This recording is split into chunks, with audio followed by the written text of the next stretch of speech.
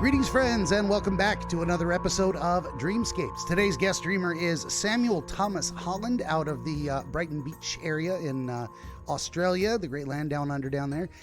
He is a Reiki master practitioner, a psychic medium, and forensic medium. We're going to talk about what that is when we get into it, as well as a fellow dream interpreter. So we got lots of stuff to discuss. Of course, you can find... link in the description below. You can contact him at info.reflectionreiki@gmail.com. Brain fart. For my part, would you kindly like, share, and subscribe? Tell your friends. Always need more volunteer dreamers. You can see I don't have a video every week, and that's, dreams come in their own time, and there's you can't rush nature. Speaking of not having done this in a while, I did this just last week and I can't remember my opening spiel. This episode brought to you in part by...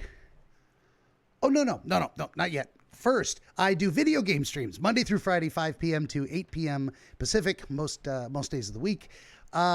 This episode brought to you in part by ABC Book 7, Tyrion's Dreams and Visions, which features the work of a late 1600s physician working in the St. Bethlehem Hospital, which later became known as Bedlam, which is where we get the phrase, it's a madhouse, it's Bedlam. So fascinating insights from this student of physics, as they called them at the time. All this and more, of course, at BenjaminTheDreamWizard.com, including downloadable MP3 versions of this very podcast, an encyclopedia, all kinds of good stuff. Links to other interviews I've done with other people. And last but not least, if you'd head on over to BenjaminTheDreamWizard.locals.com, I'm building a community there. It is free to join, attached to my Rumble account, so it's easy to find. And it's one of the best places to reach out to me if you have a dream to share, and that is more than enough out of me. This cat is driving me crazy today. This is probably why I can't concentrate. Samuel, thank you for being here. I appreciate your time. Thank you for having me. And yes, welcome everyone from the great land down under of Melbourne. Absolutely. And, there's another thing, for folks out there who are scared of this process. I'm like the easiest person to work with. We've already been talking for like a half an hour about everything and nothing. And, we both kind of took a break before we started and kind of run to the bathroom and all that good stuff. But also, oh, wow. I had a whole point to that. Tangents. Not good for my brain today. What am I even doing? There was a whole point to that. I was going to tell folks. What did you just say that got me off on that thing? You said it was nice to be here. And welcome something from the great down. Oh, the times, it was the time zone thing. We had a whole kerfuffle about time zones. It's horrible. It's horrible to get time zones sorted out. But we eventually got it done. And, after a little miscommunication here or there, and we will make it work. And there's no hard feelings all the way around. So I just thought that was something people should know. It's not a big deal. This girl's going to drive me crazy. It is only heading towards 70 degrees in here. I'm sweating like crazy. I always do. So where should we start? I mean, you've got your Reiki master stuff. You've got the psychic medium stuff. I don't know if we want to do an origin story for you or just jump right into one of those particular topics. Does anything feel like the best place to start to your mind? Yeah, I keep hearing tarot, which was sort of my origin story to begin with. Because this all sort of started in my journey with spirit and with energy and with dream interpretations. Even before the forensic mediumship began, I always had inklings that I'd go down that path anyway, just through, I guess, my normal consciousness of always looking into that and always being a fan of the X-Files TV show growing up. Probably has been a huge catalyst in me pursuing that field now, being more what's the word, comfortable in my own skin more than what I was when I first began this journey. It's a lot of what we call dark nights of the soul in the industry of the psychic and mediumship world, where you're having a lot of ego death, and you're having to contemplate who you are just as much in the physical plane, just as much as in the energetic plane. and that it basically feels like when you're having one of those things, your body's basically tearing itself apart for one night or a few nights at least, which is not a very pleasant feeling at all. But after you've had that dark night of the soul, then you can then present yourself more authentically. I've always found, where before that it's a huge, you having to always question everything. That's not to say that I don't question everything still.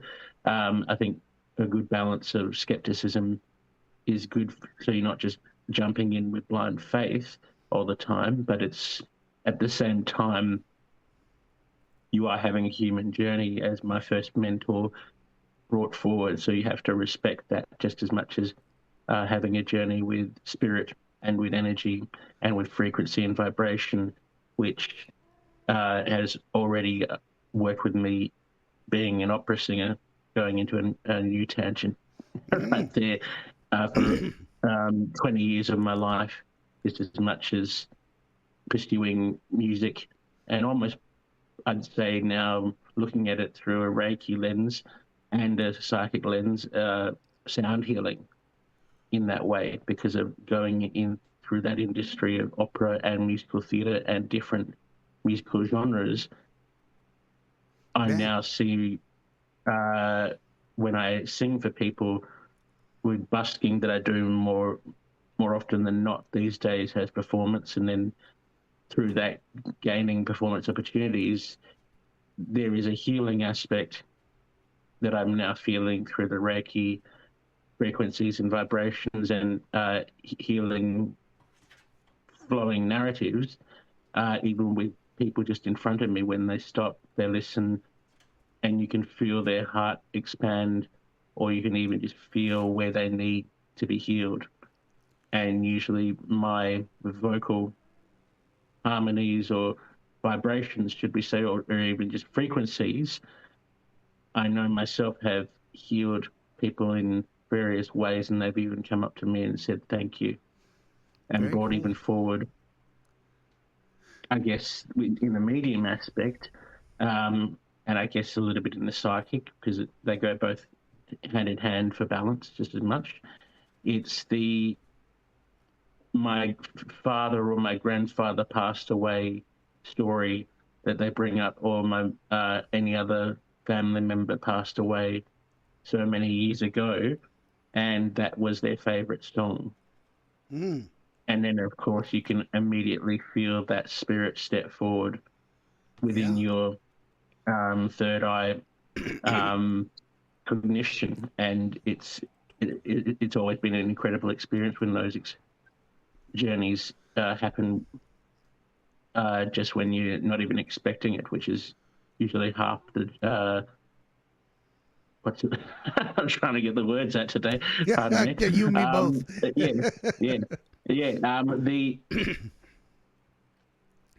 I guess it's just the psychic journey that we're having them always, because at the same time, with those frequencies, getting back to them with the sound healing of my opera voice and my voice in general, it also draws into nature and nurture. And a lot of the time, birds and aviary life perch themselves to listen to me while I'm busking in the streets of Melbourne, or in the outer suburbs that I do sometimes as well, or even just, I was down at the famous, what do we call it? The Portsea Markets, which is a old quarantine station down in Portsea, which is a country, regional Victoria, where the old 17th century, 16th century boats would come and quarantine themselves. And it was just amazingly historic. And of course, a few haunted buildings, as we discovered when we were down there at the same time. And of course, then bringing forward those frequencies, there was always a V-shaped formation of aviary life that would always hover above us that day, which was quite incredible to see them swooping in their V-shaped formations again and again. over the top of us when we sang different songs or opera arias that then coexisted with their frequencies, vibrations, and much more, of course. Yeah. Yeah.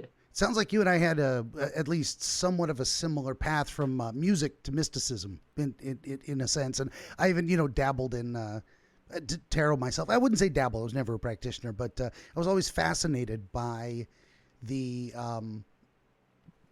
mystical, by the occult, by lost magical knowledge, those kind of things. And, a thought occurred to me while you were saying this is that, although I dabbled or experimented perhaps or investigated all these things in my youth, I never dedicated to it fully, but I did enough to say, this isn't, I think I was bringing the wrong energy to it is what I determined.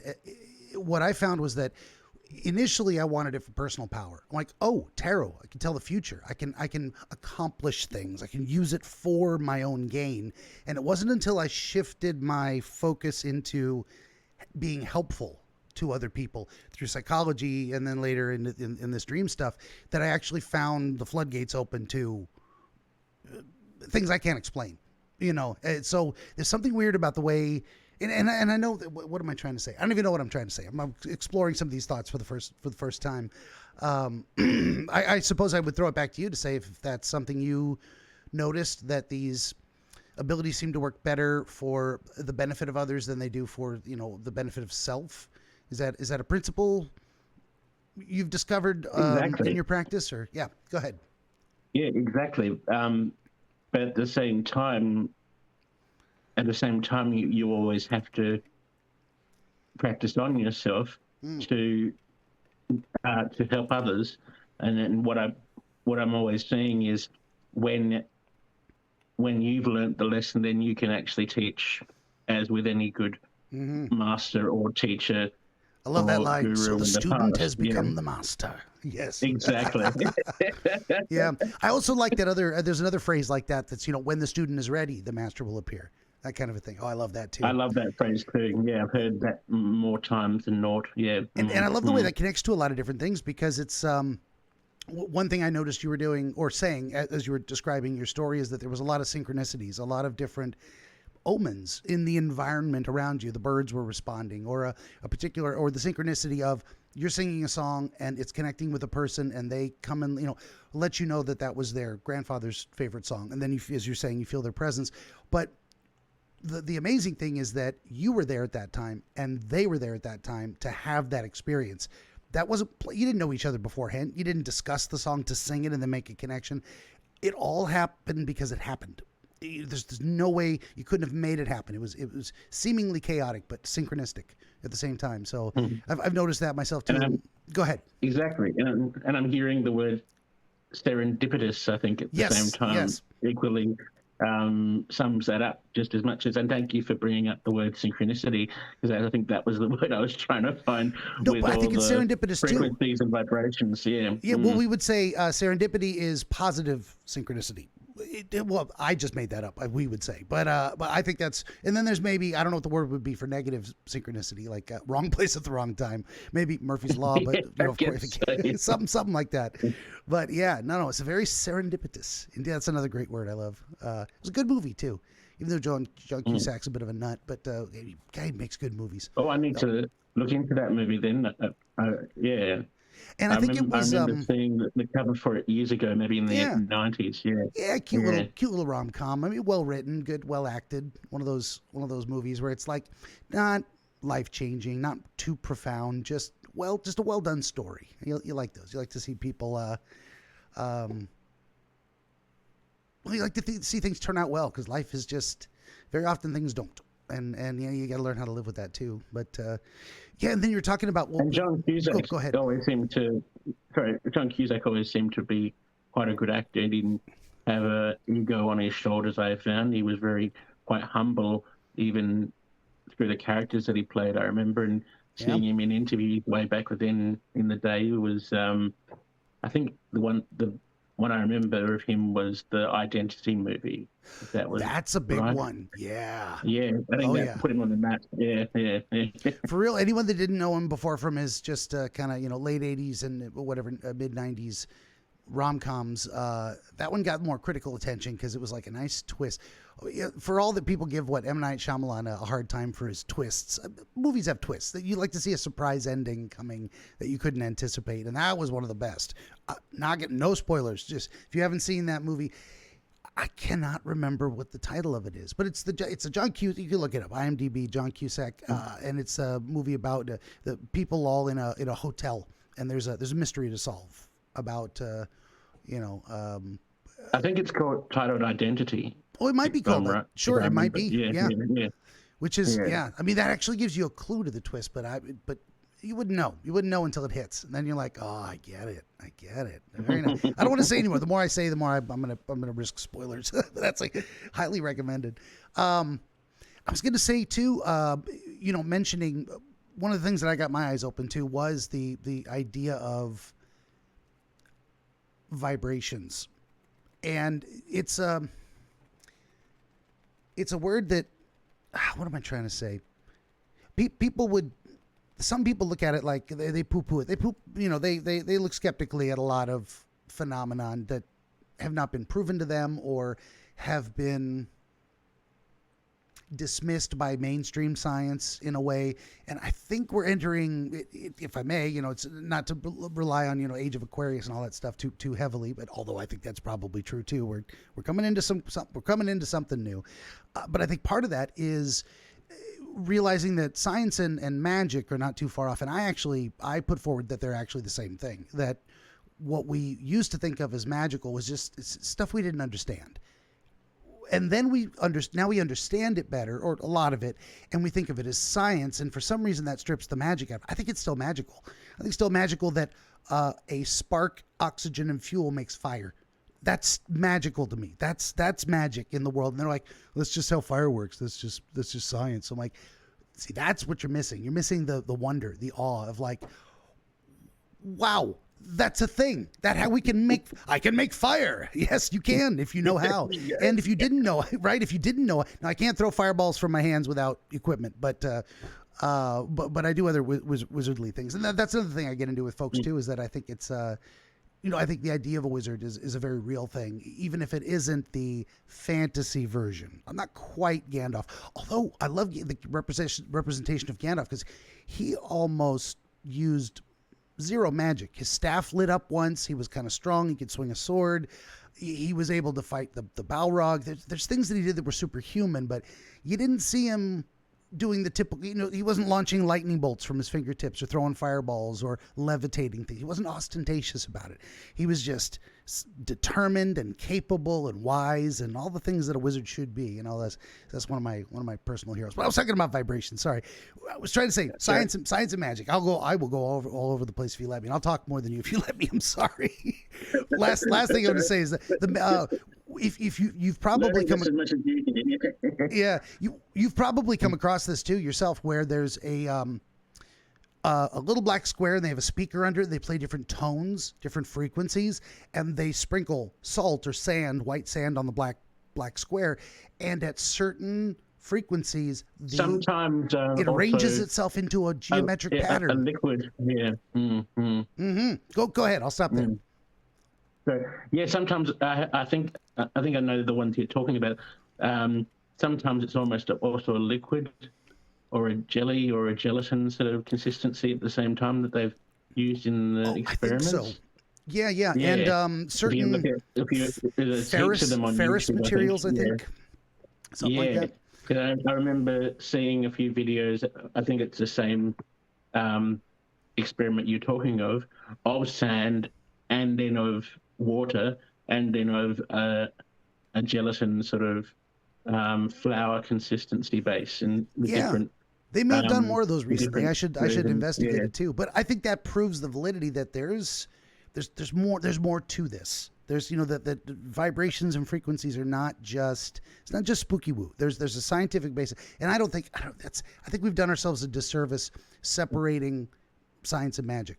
The supernatural, so to speak. Exactly. We think of it as the opposite of natural. Yeah. No, it's also natural. It's a different kind of natural. But anyway, I wanted to throw it back to you. Go ahead.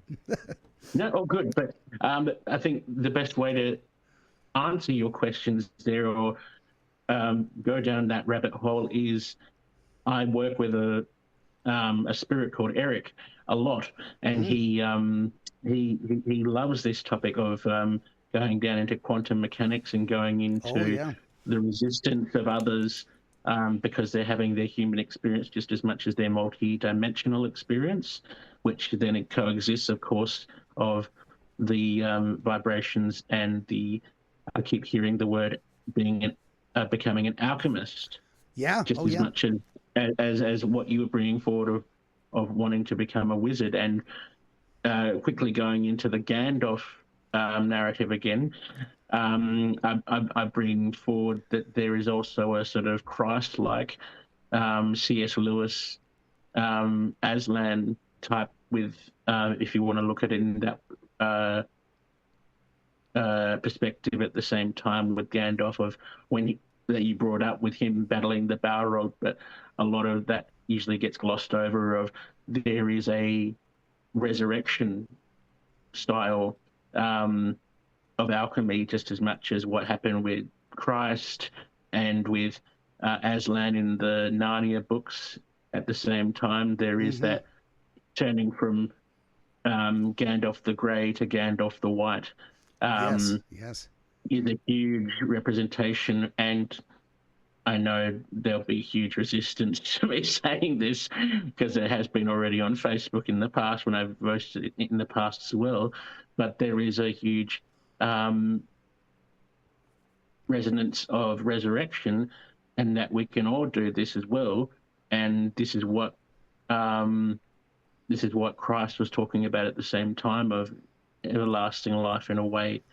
And Gandalf basically, Tolkien basically was representing a Christ-like figure through Gandalf, just as much, if you're wanting to go down that rabbit hole.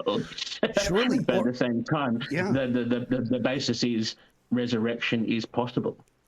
And definitely. Tolkien, and I think in a way Tolkien split the Christ figure, or different elements of the Christ figure, into part of it was in Frodo, part of it in Gandalf, and part of it in Aragorn, in a way, about different aspects of well, I wasn't prepared to talk about that. It's a new idea to me too, but I think there's something there. Eric loves bringing forward this stuff. So if you let him get away with it for too long, without, I think there was there's also a very powerful message in there too, which is, it is entirely possible, even likely, that Gandalf the Grey could not defend Minas Tirith and could not come to the rescue of Helm's Deep.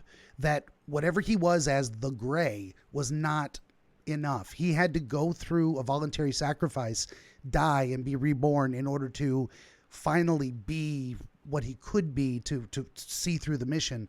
And I think that's a very powerful message too, with like the alchemical change as well. And talking about the history of the occult and different things, I think there's a lot of folks out there that don't understand what alchemy was, and people want to split it into, well, it was just proto-chemistry, and some people want to say it was just a bizarre religion, and they were looking for this, how to, the Philosopher's Stone, and how to make lead into gold and all this stuff that was, turns out, many people didn't know this, we can actually turn lead into gold today. It just costs more energy to produce the gold than the gold is worth. So it's not, so we actually did figure that out. It's apropos of nothing, but really what it was is, it was both. It was a study of, again, the melding of science and magic. It was a study of the natural world through its component pieces, trying to break it down to what is the world made of. But it was also a philosophy of how to approach understanding and change.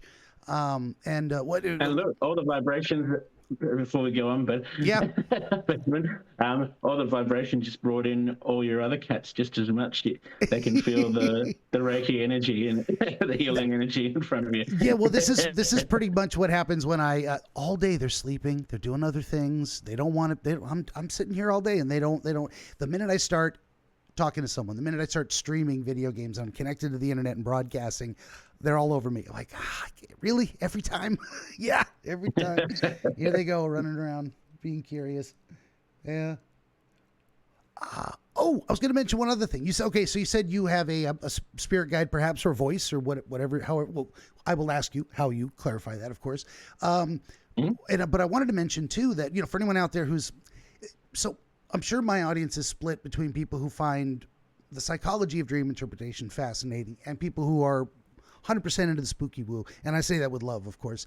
And dream interpretation's always kind of ridden that line. It was way more in the mystical side, and then Freud and Jung brought it back. But speaking of Jung, he had a spirit guide that he would meditate or go into a trance or however he would do it, and pose questions to and have a conversation with, and he called that spirit guide Philemon.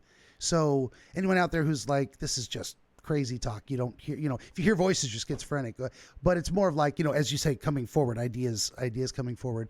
And that's what he would get from Philemon. He would summon, at least in his own mind, the essence of wisdom, the possibility of questions being answered and deeper secrets being revealed. And that voice within him would speak to him, and he gave it a name. And so I don't know if you want to tell me more about who or what Eric is, when you discovered that voice, how it works. Well, yeah, Eric's is definitely a lot of things combined into one, as we all are. And he did have a short stint of life.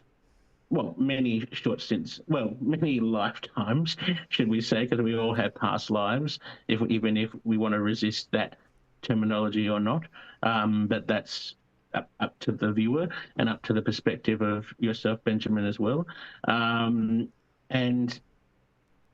I have, through my own studies and through my own journeys, I have discovered that, yes, past lives are very much a thing of, with many people going into a trigger warning, because here is Eric's last life. He did commit the deed and took his own life from a human perspective. But now, of course, he's in the spiritual, multidimensional realms and helping me as I did the same thing in my previous lifetime. And understanding why suicide has to come up in a spiritual aspect just as much as the physical. Sure. And that also has helped me with friends who took that path on a spiritual level, just as much as them discovering how to become a spirit guide in the spiritual realms where Eric is at the same time as well. And of course, Eric is a huge guide for many people, as he helps people with their psychic and mediumship development when they wish to step forward into it. And he also helps, because he had mental health issues himself, hence why another component of the taking of life occurred. That was also written in his spiritual contract, was just a component of that aspect just as much, but he was also of bringing forward yet again, if he had stayed in his physical experience, he would have definitely gone down what we are bringing forward, the alchemist route, and bringing forward into humanity that alchemy is yet again a true component, and it's not just what you brought forward, Benjamin, of turning metal into alloy or steel or whatever it was, and other aspects that a lot of the resistance and skepticism around alchemy to this day brings forward, and what it actually can entail for spiritual components and the multi-dimensional components that we see. And I guess that's a good segue for me to bring forward, I guess, I had a past life with Nostradamus, Michel, which is he was a great alchemist just as much, and is also quite looked at skeptically just as much, even though I'd still promote him just as much as Jung and Freud in the greats. of their times. Yeah.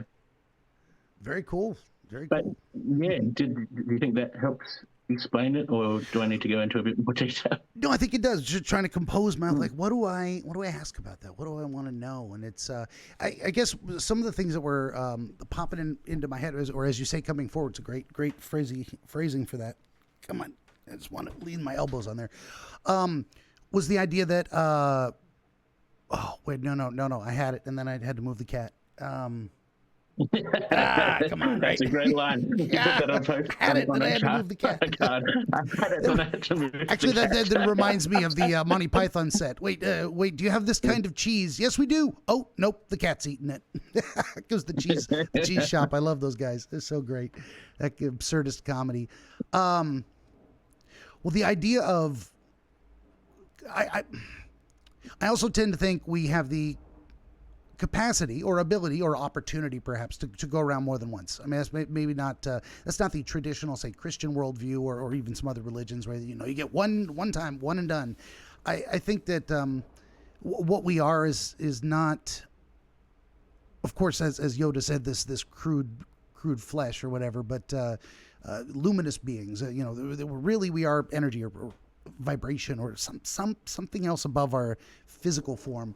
And then there's no reason we couldn't come and go as we please in a way. And that I wanted to normalize too. So this was actually my original thought. So that was an add-on, but I wanted to normalize the idea of passive or passing, not necessarily passive, but passing short-term, temporary suicidal thoughts. In that it's more common than people think, and there's a difference between thinking about the idea and feeling drawn to perform the act.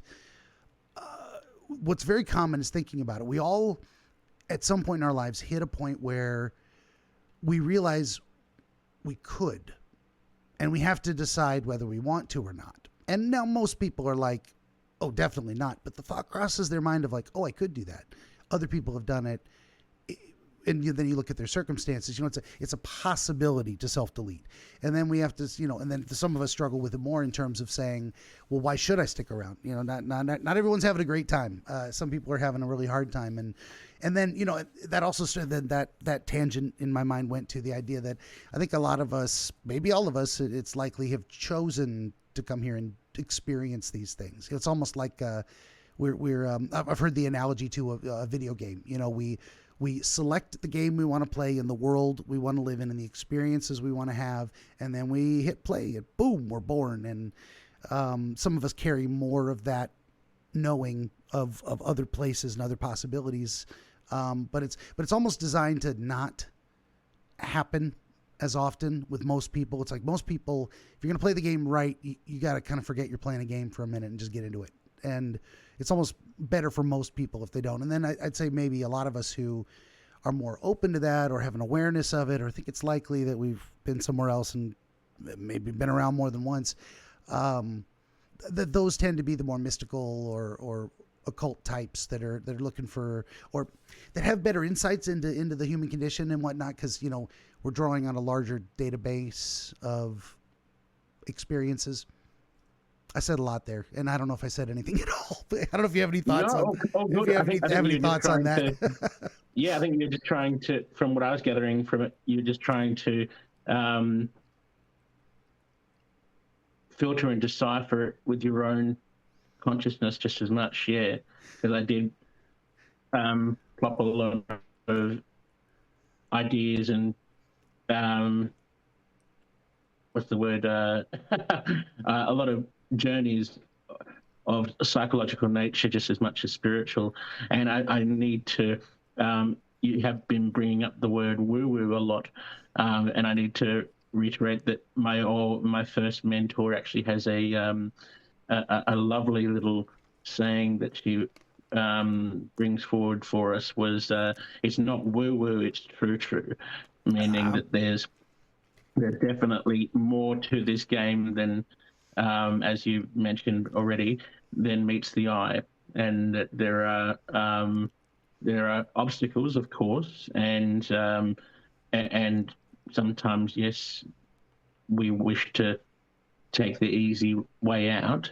But I think at the same time, that's when a lot of the things, or even people just step up to the plate. I've been finding even through COVID, when I was having those intrusive thoughts just as much. I think a lot of people were. It was all people just stepping up to the plate and saying, "Hey, if you need to talk, I'm here." And I think that's the biggest thing, that if you're having those intrusive thoughts, you're always too heady, and coming from a Reiki perspective, you're unbalanced. You're half the time your crown chakra or any other chakras in the body, the energy centers basically, which then coexist with vibrations and frequencies just as much, are unbalanced, and that also is promoting those intrusive thoughts just as much as the psychology aspects, just as much as I don't discredit them, as going into that with Freud and Jung especially, bringing forward from his own familial ancestry, as I believe, looking into him, he did have a psychic mother, or someone in his family was psychic in the past. Yeah, he was and no that's stranger. why he was no stranger, definitely, to the paranormal or the woo-woo or the alchemist style of being, just as much as the psychological, and the things need to be black and white, but also grey. Where I think Freud definitely was looking at it from a good lens still, but with more black and white logical narrative, which was his own spiritual journey just as much. And he was almost, I think, vehemently atheist, in a way of like, religion just ruins everything, and it draws boundaries on things that it don't, and it's oppressive, and all these. He had a very negative view of spirituality in that sense, and of course, very rigorously scientific as well. Of like, so I think Freud and Jung were having one of their final interactions, or somewhere in that time frame. What was this story? I'm going to get it wrong, but like, Jung invited Freud over to experience some kind of a knocking sound that he heard occasionally. And Freud was like, there's nothing there. I'm not going to hear anything. You're obviously having some kind of a medical problem. And he went over there and there was a sound. And Freud was like, okay, I can't explain that. But I don't think he took it any further. He was just like, that was as far as he was willing to go, is okay, there's some things I can't explain. So, their approaches were very, very different. And I always use the term, spooky woo or woo woo, with love, because I'm fascinated by it myself. I'm not the specialist. That's not my area of expertise. So I treat it gently and hold it off to the side in a very gentle and loving way, because it's just not what I'm capable of. What I do is, now I can't explain what I do. So there's a spooky woo, there's a magical element to it as well. But I know that what I do draws on more of that scientific or psychological side of things. But it's a weird combination. I keep talking about bringing these things back together and doing the gesture with my hands. It's interconnected. There's something. It's a balance. It is. There's something magical about where these inspirations, because this is what I say to people too, is we don't know where ideas come from. We don't know where inspiration, we don't know what it is. We don't know how to make it happen. We know it when it happens. Oh, that's something I've never heard before. That's something I've never thought before. We can recognize it, but we don't know what it is. We don't know what causes it to happen. We can't reliably make it happen. There's no formula for it. That's why I think the Greek perspective that, the muses sing and sometimes you can hear them. And if you pay attention, that's where new ideas come from. You've been inspired. Exactly. And Go ahead. Yeah. Flow from that, because I'm hearing Eric talking way too fast as he does. And what he's bringing forward is the narrative of just that, of whatever you wish to label it as. He's saying half the time it's your transitioned or past loved ones giving you guidance from, and you're just in the right place, in the right frequency, in the right vibration to receive them. But just at the same time, because of our multidimensional nature, we're also experiencing, he's bringing forward the insight and the inspiration from higher beings, and he brings forward such higher beings as the 11th dimensional white aliens are usually the ones that promote the biggest inspiration for the human experience, is what he's bringing forward. But because they are so high vibrational, what steps forward is more the tinnitus medical issue, and people are always going, oh, I need to get this ringing out of my ears. But actually he's bringing forward, half the time, that is your 11th dimensional guide offering you a download. It's just half the time we're, as having a human experience, too conscious of, oh, something's happening with my ears internally and I don't know what's going on. And that's also why he's bringing forward half the time why doctors still, or scientists, don't know what causes tinnitus as well as they should at the moment, because he said they will learn it down the road when both science and alchemy and mediumship and spirit step forward into that harmony and balance. But until then, there is, of course, that human resistance for both spiritual contracts and for other reasons, because it's basically saying it's a perfect timing of balancing and synchronizing events so that they can come together in a cohesive conclusion and then form new beginnings and open new doors to the aspects of what we already know but what we resist. Definitely. Does that make sense?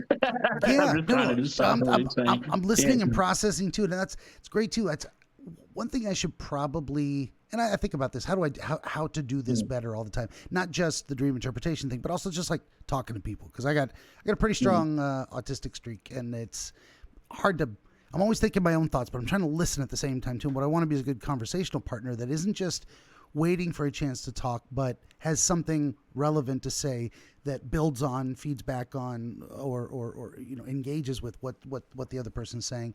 So you mentioned the idea of, all of that to say, you mentioned the idea of the white aliens. Is that what came to my mind was angels, but is it synonymous with that, or is it something else, or some people perceive it that way?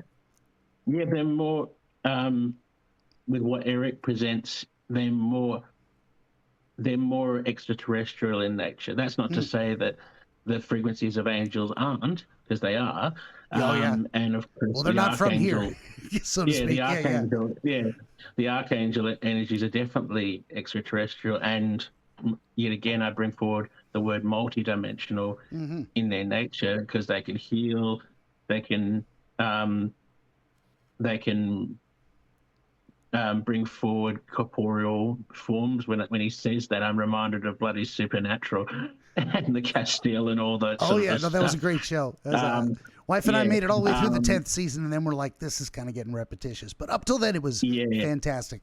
Yeah, of course. Yeah. But also, that's what Eric brings forward with archangels can do that. He's bringing forward, and they are one of the few that can. He's bringing forward, and usually it's like a sort of in and out, sort of deliver the message and then go back to the spiritual realms, basically. And half the time the vessel doesn't remember it, or the vessel has offered themselves up on a spiritual contract level for that in and out sort of walk in and then out sort of experience to deliver a message to someone who needs it at that moment of perfect timing. Not to stop you, but before I forget, you had also mentioned that Eric had a spiritual contract, like with you, or how does that work? What is that kind of thing? I don't think I've ever heard that phrasing before. all of us, we have soul family, and Eric is definitely a member of my soul family, and that's why he sort of guides me, I think, that much more. And we've also had past lives together as Indigenous physical experiences in both America and in Australia as Aboriginals and Native Americans. And I think through that, we've also developed our shamanistic, one with nature, one with animals, because he was always very one with animals, even as his life as Eric in his previous experience. And yeah, that much more, I think, also steps forward for the alchemy, because of course the native. I was born in Darwin, Northern Territory, Australia, and that back in the late 80s, that was very crocodile country and Indigenous country, and also just very spiritual country. And one of the dream interpretations that I'll be bringing forward today even stems forward very much into the extraterrestrial and native Aboriginal and the land of Darwin at the time, which was quite a spiritual land. It's been unfortunately gentrified now with building development and the US military energy being there now. But back in the day, it was magical and had a very alchemist or alchemitic. I'm trying to find the right word. Alchemical, I think might be the term. Alchemical. That's the best word. Thank you. Approach to everything, and it was a very sort of laid back lifestyle, laid back experience, laid back existence. So I'm so grateful that I decided to jump back into a physical experience in Darwin to begin with, and then go into the hustle and bustle of the big cities after that, because then at least I've had the different experiences of growing up in like a small country town, which is still a small city of Darwin, and then now being in Melbourne, which is one of the biggest cities of Australia. Yeah. Very cool. What was I going to ask? So before we transition into doing the actual dream thing between the two of us, maybe it would be interesting to talk a little bit about your perspective and so you do dream work with clients or as I do, just guests or whatever, and how would you describe your practice? How does that work for you? What would you want to say about it? Like, what's the philosophical or scientific or psychological influences that you bring to it, or what? So I guess what am I trying to say? I'm trying to say, what is it like for you to do the thing, and what does the thing look like when you do it? Something like that. Of course, yeah. I think that as we bring forward, and as you brought forward as well, there's approaching it from a medium and psychic lens. There's a lot of spooky woo and woo woo terminology coming forward, because we deal with a lot of past life spirit, sometimes even the spirit of ancestors step forward, or their spiritual guide, the client's spiritual guide steps forward to help with the interpretation just as much, which is an interesting experience within itself. Basically what Eric's doing today with joining us in this conversation is the sort of standpoint of clairaudience or clear hearing, which is the terminology of hearing spirit, or hearing someone who's passed away, or even higher dimensional beings just as much. It's bringing forward that in the regard of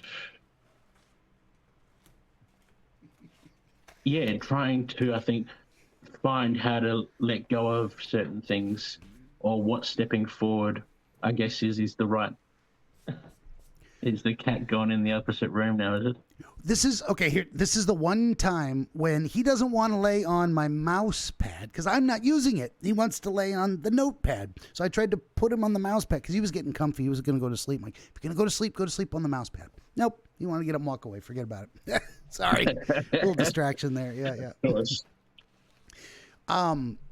what was I think the go ahead. The biggest takeaway from the biggest takeaway for psychological things is, I guess, the new terminology of let them, in a way, and then also at the bringing it forward to what did we learn at the end of it all, in the cohesion of things, or even bringing forward the spooky word, the woo-woo, bringing forward what were the lessons, what were the spiritual contracts, just as much of this dream, just as much, because sometimes that can step forward, but half the time it's also just allowing for stress, because half the time the client steps forward, and a lot of the time it's to do with not closing a door in their life, either over grief or the grief and the shame of having to walk away from a job or a position or a situation in their life. But also at the same time, there has been we bring up Dolores Cannon here because we go into the past life stuff again, but she also brought forward the clinical psychological approach just as much with her past life regression techniques. It's and I try and do the same with my own interpretations after studying her a little bit just as much. It's bringing forward that ideal of where did this start, and how far back do we wish to go with this. Sometimes the client's resistant to that, other times they want to go as far back as we can, and that usually then goes into extraterrestrial territory as well, because that could be then stemming back from either a life on Atlantis, or a life in the Pleiades, or a life in the Syrian cluster, or a life in other clusters that are outside of our own consciousness, sort of thing, but still hold that trauma or that vibration or that frequency, as we were discussing before.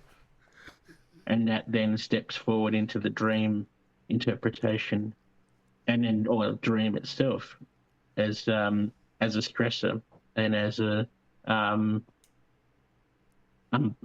going back into Reiki terminology, an unbalanced aspect within themselves that needs to be addressed.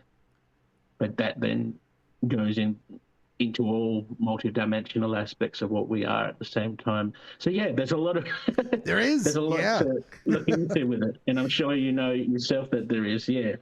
No, for sure. And I'm trying to listen carefully, but also like compare your experience to mine and find similarities of like when are we using different words to talk about the same thing? Like, so what would I would compare this to? So, my experience of it is definitely that I'm not the source of the suggestions I make to people. So number one, I don't tell people what's happening. I ask them if something makes sense. If I'm seeing, I'm getting, I'm thinking, all of these different phrases I use for it.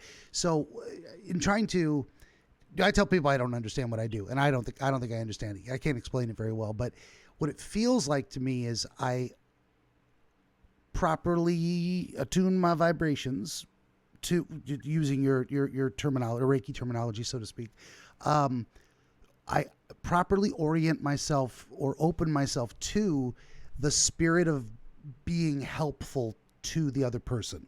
And I say it that way because what it feels like to me, or what the experience of it is something beyond myself that I have to welcome in a way. And it's not these are terminology I normally wouldn't use, but I'm not possessed by a spirit. I don't hear Eric or anything like that. And I always tell people I don't communicate with spirits. I don't hear the voice of God necessarily, but at the same time, I think metaphorically that's kind of what it is. I'm just having a different experience of it than it seems like you're describing, but it's like two roads to the same path. So what it feels like to me is that I open myself up to the spirit of being beneficial, and then that spirit works through me in a way that it just makes suggestions that are hopefully relevant and useful to the person and get them to see themselves and their situation in a way that gives them more understanding, more control over themselves, their environment. So there's no, there's simply because it's not the framework from which I tend to communicate on this subject, but it feels synonymous with the idea of, having spirit guides come to me that may be related to the person. They, if someone were to ask me, are you sure those ideas are not coming from a relative or caretaker angel of this person? No, I have no idea where these ideas come from. That is entirely possible and perhaps even likely. So this is also where I try to be very careful of, like, I set the spooky woo aside because I can't explain it and I'm not sure. If I was sure, if I had your experience, I would be using your language, but I'm having my experience, which is, I don't know how I do this. Exactly. I just do it. And I'm being reminded, I'm being reminded as you explain this, and I'll use it, use this term that I kept hearing when you were explaining it, and I think it sums it up quite well for anyone who's trying to explain anything, you, me, or anyone. It's I can explain it for you, but I can't understand it for you. That comes from your own. Yeah. That comes from your own understanding. Yeah. It's in some ways it's almost like asking a professional basketball player, how do you sink those perfect 3-pointers that don't even touch the net or nothing but net? They don't touch the rim. And he'd be like, I just do it. I shoot the ball. And I'm like, what do you mean you shoot the ball? Well, it's in my hand, and then I push it. I use my muscles, and then it does the thing. And I'm like, so at a certain point, you just go, nobody knows. How do excellent perform? How does someone achieve an excellence of performance that seems to come naturally to them, in the zone type of thing? They just do it. It's just something they can do, and then they've developed it as a, you start with a raw talent, and you put some work into it, and then you got nothing but net on that 3-pointers. I'm not even a sports guy. That just came to my mind too. Where do these ideas come from? Why did that analogy? Why did I choose that? I don't know. It came to me, and I decided to say it. That's exactly it. I have the same terminology, just in a different perspective of I can explain it to you till the cows come home, but unless you understand it. That's also a great internet insult too. When someone is being a bit of a jerk and they're like, well, you haven't proven your point. You just tell them, look, I can explain it to you. I can't understand it for you. Well, asshole. I get into too many internet arguments. There is that too. Yeah, but no. I think bringing forward that terminology is useful because, of course, we all understand things in our own time, and as you were even bringing forward, you might not hear. We're bringing Eric back into the equation, Eric, at the moment, like I do, but that might just be because with your own spiritual contract at the moment, you're not wishing to hear as clearly of spirit because there's a limiting belief or perspective that you're wanting to bring forward in that, or even a wound possibly, that's causing resistance without you even knowing it, which is how I've had to overcome a lot of those things moving forward with this stuff, especially with the woo-woo, where people are looking down their nose at you going, oh, are you sure you don't have schizophrenia or bipolar? And going, well, no, I don't think so. There's just been, like with the Freud and Jung experiment of the noise, there's been way too many things that have been unexplained, that have happened around me with clients and with just myself and with family that I can't even studying schizophrenia and bipolar to the level that I have. I just have to go, well, no, yes, there is mental conditions, but this seems that much more spooky woo in comparison. And unexplained. Well, it's great having my experience too, because I spent 20 years working inpatient psychiatric with people at their worst, at the height of the most debilitating conditions, schizophrenia, bipolar, etc. And so I think I have a pretty good gut feeling of the difference between someone who's mentally ill, and that's what it is, that the experience they're having is one kind of thing, and then other folks that are having a different experience that is honestly something else. Now I've given a lot of thought throughout the years to the possibility that people who say they're, demons are screaming at them and that's what they hear, that maybe that's really demons. I've given that due consideration, and I have not come to rule it out as a possibility. And maybe even then, there's something we can do physically to block those things out with the medications that are given to people. So whether it's demons or not, it seems to work that the meds reduce the negative experience of those types of symptoms. And then there's other folks who are just like, I'm a psychic medium, or I hear the voices of ancestor spirits. And it's funny, when you say it that way, ancestor, the voice of my ancestor spirit. Now, for some reason, the Western world is like, that's shamanistic. That gets a lot more respect than saying I'm a psychic, or I hear spirit voices, and you're not quite a shaman. You don't have a claim on that mythologized history in a lot of ways of native shamans and whatnot. Like, they get a pass. They weren't crazy. They were primitive. So of course, right? Of course, what they experienced was probably real. Very interesting the way we look at things. I like too that you mentioned that maybe there's a part of me that is still stuck a little bit in the, why do I have to describe it the way I do? Why do I have to say, now what I do isn't spooky woo? That's not what it is. Maybe I'm a little too defensive on that. Maybe what I think I'm doing is trying to explain where I'm coming from. And that doesn't mean that I don't have reasons for rejecting it that maybe aren't scientific. They aren't valid. That's not the word I'm looking for. But there may be roadblocks that I have not yet removed because I haven't identified, because I don't want to look at them, because I don't like the implication. Now, is that true? I don't know. But I'm open to it. And I'm not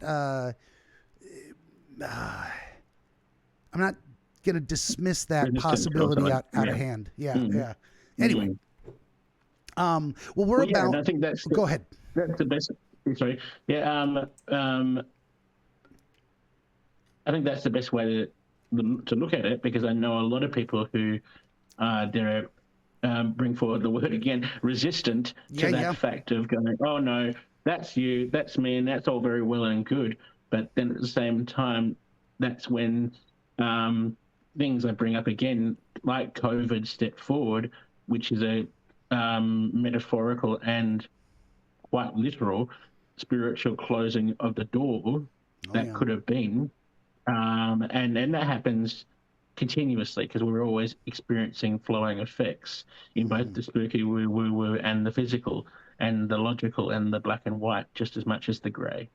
And it's bringing that into cohesion and balance, as we've already discussed. It's bringing forward that going into, do I need to sit down and write about this? Because that has helped me in the past with getting my thoughts out of my head, getting my conscious. He's having a past life there, looking at your face, I think. Oh, was he? Yeah, he'll just stare at me. But that's oh no, you were just saying something and it inspired a thought, and then I lost it. That happens all the time. No, the Egyptian past life is definitely coming through with this black cat in front of you. Yeah. yeah.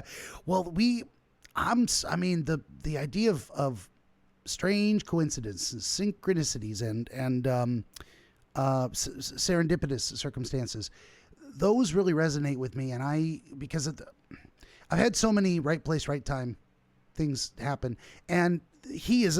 So why do I mention that? What's the connection? He is right back on the notepad, right, and I moved it over there. You can't.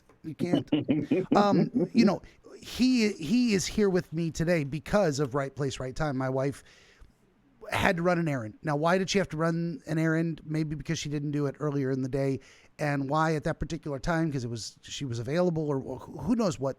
But she went to to the store at a particular time, and it was on her way back. She was passing a fence, and she heard, through the little gap in the fence, a kitten crying, and it was him, and he was abandoned, and we brought him home, and he's alive today because we fed him.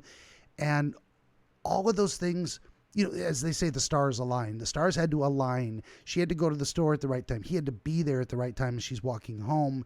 And that means earlier in the day, other dominoes needed to be set up so that she wasn't ready to go to the store at the wrong time to miss him. Now, what does it mean? I'm not entirely certain. How many cats have we not rescued because we were wrong place, wrong time? All I know is for sure she wouldn't have found him if she wasn't there for a reason, in a way. So anyway, that kind of leans into my idea of, like, I see so many of those circumstances everywhere. Probably 20 years ago, I wasn't ready to be doing what I'm doing right now. I had to go through what I did first to get here. And I think that's true. I think a lot of the psychological principles are also spiritual principles that have been true for, for centuries. Millennia. And I think, I think Jung, yet again, bringing back to Carl again, he is the perfect example that we can both have a balanced cohesion of the two mediums, of psychological and the woo-woo being true, in that same vein, because of him bringing forward those spiritual contracts with his familial ancestors yet again, and saying, yes, I want to be the catalyst who plants the seeds of change in the psychological community, even if they're not ready for it or not. Yeah, one of the phrases. I'm the one that. Go ahead. No, I'm just ending it with "I'm the one." Yeah. Oh, okay. And I'm sure he would have probably put on his spiritual contract. Sure, yeah. I'm the ones that plant seeds of change in various aspects of everything. Yeah. Yeah, I think he was trying to keep one foot on each side, and that's what I like to do too. Is not lean too far away. What balance you were talking about earlier? I'm very obsessed with. I have so many weird thoughts, and I think it's true, which is why I say it. Here's what I think. I think the yin yang is one of the oldest names for God. In a way, it's like one of the most ancient, and I think it's far older than people realize. The idea of the wholeness of a circle, but it's divided in half. It's the balance of opposites. It's day night, male female, up down. It's the wholeness created from the sum of its parts that is more than the sum of its. All of that kind of great stuff. So I have a very deep. I will never fully dismiss the spiritual and whatnot. But as I was saying, I think it's all the same thing, and we've lately have a false dichotomy now between science and spirituality. I think, and this is what you were talking. You mentioned Atlantis earlier, and I've always had I guess a special place in my heart for the theory of Atlantis, and lately it's come to me, and as you say, it's coming through from where, who knows, but. Just to come in for a second here. Go ahead. You did also speak about the age of Aquarius stepping forward, and I am an Aquarian and a Piscean myself. I am also Pisces. Yeah. There you go. That makes a lot of Something sense. special about us, of course. I'm Pisces in my moon chart, and so of course that's heavily divine, feminine, and masculine at the same time, and of course Aquarian by birth, and I think that brings forward a huge dichotomy. Well, that might not be the right word. Let's bring forward balance again in with Atlantis stepping forward, because even recently, I myself went on a shamanic journey and discovered my own past life in Atlantis of being a sun goddess / Atlantean princess in one lifetime in Atlantis that has heavily stepped forward. And through that lifetime, there was an ability to going into woo-woo and scientific capabilities here a bit, because even with science, they're bringing forward how we can do it a little bit more. She brought forward that we had the ability to remote view. And that intrigued me to no end, because it is such a hugely debated topic of, can that actually be a thing of remote viewing? And she basically just brought, well, yeah, we did it when we were in Atlantis, and we still have the ability to, even as in your lifetime as Samuel. And so it's interesting that you bring up Atlantis just as much, because I just keep hearing Atlantis is, to use the coy term, rising again, but Sure. at the same time, it has always been with us. It's just, I think I bring forward, after COVID again, we are more accessible for that frequency, for that vibration, for that energy to step forward to say, hey, we are still here. Remember who you are. Quoting the Lion King a bit there, but yeah. remember who you are. For sure. Remember. Absolutely. Yeah. But it makes a complete sense, yeah. For sure. Well, my I've always had a fascination. It says Atlantis has always had a special place in my heart as a place that, at least existed mythologically, in a sense. And lately, it's and this is over the course of years and years of being, not deep study, but fascination, therefore returning to the subject and listening to new ideas on it. And you've probably heard, or you might be familiar with the, I believe his name is Graham Hancock. I think he's put forward not only was Atlantis real, but it was destroyed by the Great Flood of the about 12,500 years ago ish. So putting all these things together in my head is that we've got, Greek sources, which is how we know what happened. Was Aristotle or Plato. I think Plato was Socrates' student. I think writing, having Socrates describe, well, there was this place called Atlantis. And what I'm always trying to do, and this is a huge tangent, but I think it's fascinating. So whatever, right? Yeah. What I'm always trying to do is make sense of these mythological stories in a way that demythologizes them in a sense. So this relates a bit maybe to the work of Dr. Jordan Peterson when he talks about the Bible stories and Noah and the time of the flood. And I've got that, actually I've fit that into my theory that I'm formulating. But anyway, what I think, what we've been told, or what most people have in their mind, is that Atlantis was this island city or civilization or whatever on an island, and that somehow it sank beneath the waves, as if there was, as if an island could sink. It's like the peak of a mountain coming out of the water. It doesn't work that way. Now, sometimes you get an earthquake and or if it was a volcano, it blew up and destroyed, but I think it wasn't like that. I think it was, if you look at if you conjure into your mind the old maps of the Roman Empire and how they went from like the tip of Spain all the way back around to Morocco on the other side, or whatever's North Africa on there, and it was a civilization that existed all around the Mediterranean.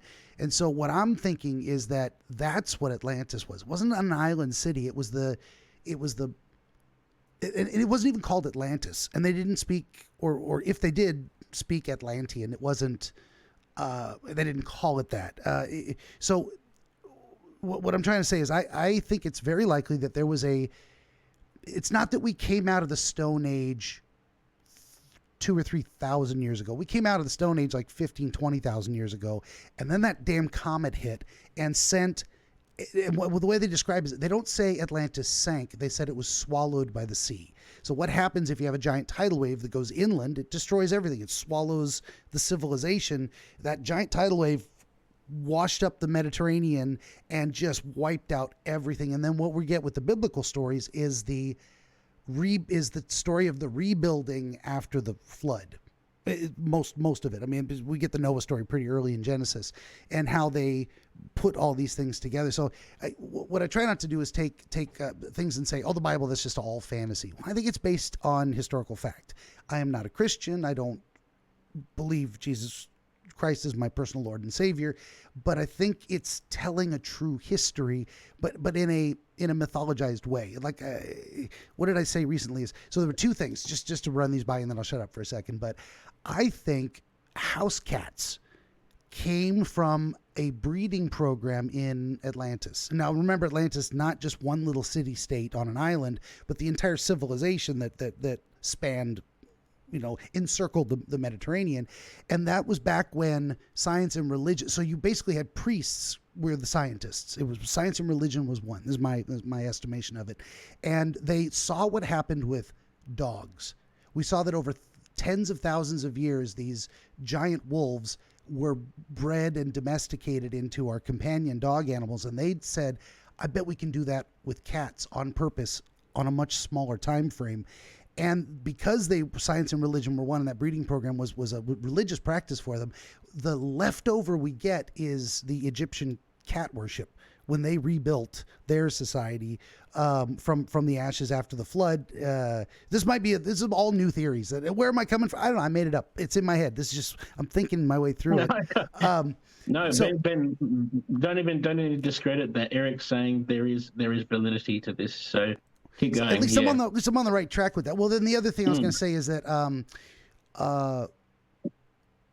and that the story of Noah. So I think it's much older than people think. If you're doing biblical chronology, you would say the world started 6,000 years ago. Now, the other thing is like, okay, so if the Bible's true, or if certain things are true in the Bible, how were they true? The exegesis matters.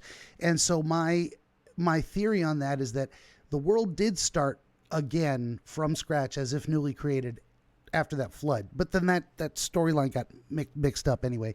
So some of the things aren't exactly as presented. They get moved around in the story to make more sense. But so what I think Noah was an Atlantean astronomer who, and yes, they had telescopes. They whatever technology they were able to refine glass into lenses. They had that technology back then. Man, maybe they didn't have flying cars and energy weapons. Maybe that's all. That is all unproven, and I'm not going to defend that, and I don't know anything about it, and maybe that's completely made up, but I think he was, okay, so I think Noah was an Atlantean astronomer that saw this comet coming and say, hey, usually they're going sideways with a tail. This one's coming straight at us, and it's getting closer, and he tried to warn his fellow scientific community, and they said, never going to happen. So what did he do? He either built a boat because he knew it was coming, but he didn't know when. He's like, how fast does a comet move? I don't know when it's coming. It's coming. Get ready for it. Something's going to happen. It's the end of the world. Do what you can.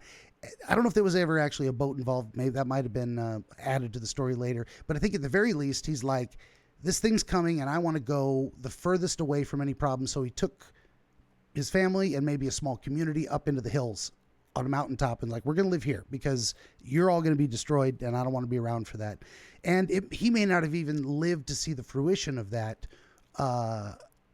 But then where do these stories come from is what I'm looking for. What makes sense? So if you mix the Atlantis and biblical stories together, you get that's exactly. Anyway, these are crazy thoughts I have. Then why do I say crazy? I have nothing to back it up. I just think it, and it makes sense to me. And what if, and I share it. So I'll stop there though. That's something that's been going through my head lately. So. Yeah. Well, to go on with that before we go into the dream interpretations more, I think what I'm hearing from Eric is that's your own. Yet again, we bring forward the shamanic theory of that is your ancestors talking to you, and you're basically gaining their insights through what you believe as autistic narrative, but at the same time. Hearing them speaking to you and recognizing it in your own vernacular and your own narrative, if you wish to understand it just as much as that. But that's what's coming forward for me, at least, to explain it for you a little bit. Yeah. At the very least, it's a fascinating what if. I'm always trying to make these, because I don't want to throw out any old stories as just stories, especially when they're metaphorically meaningful, when they teach us something about human nature. And I'm what I do is I take the Bible, I take it less literally and more seriously in that sense. I think there's something there.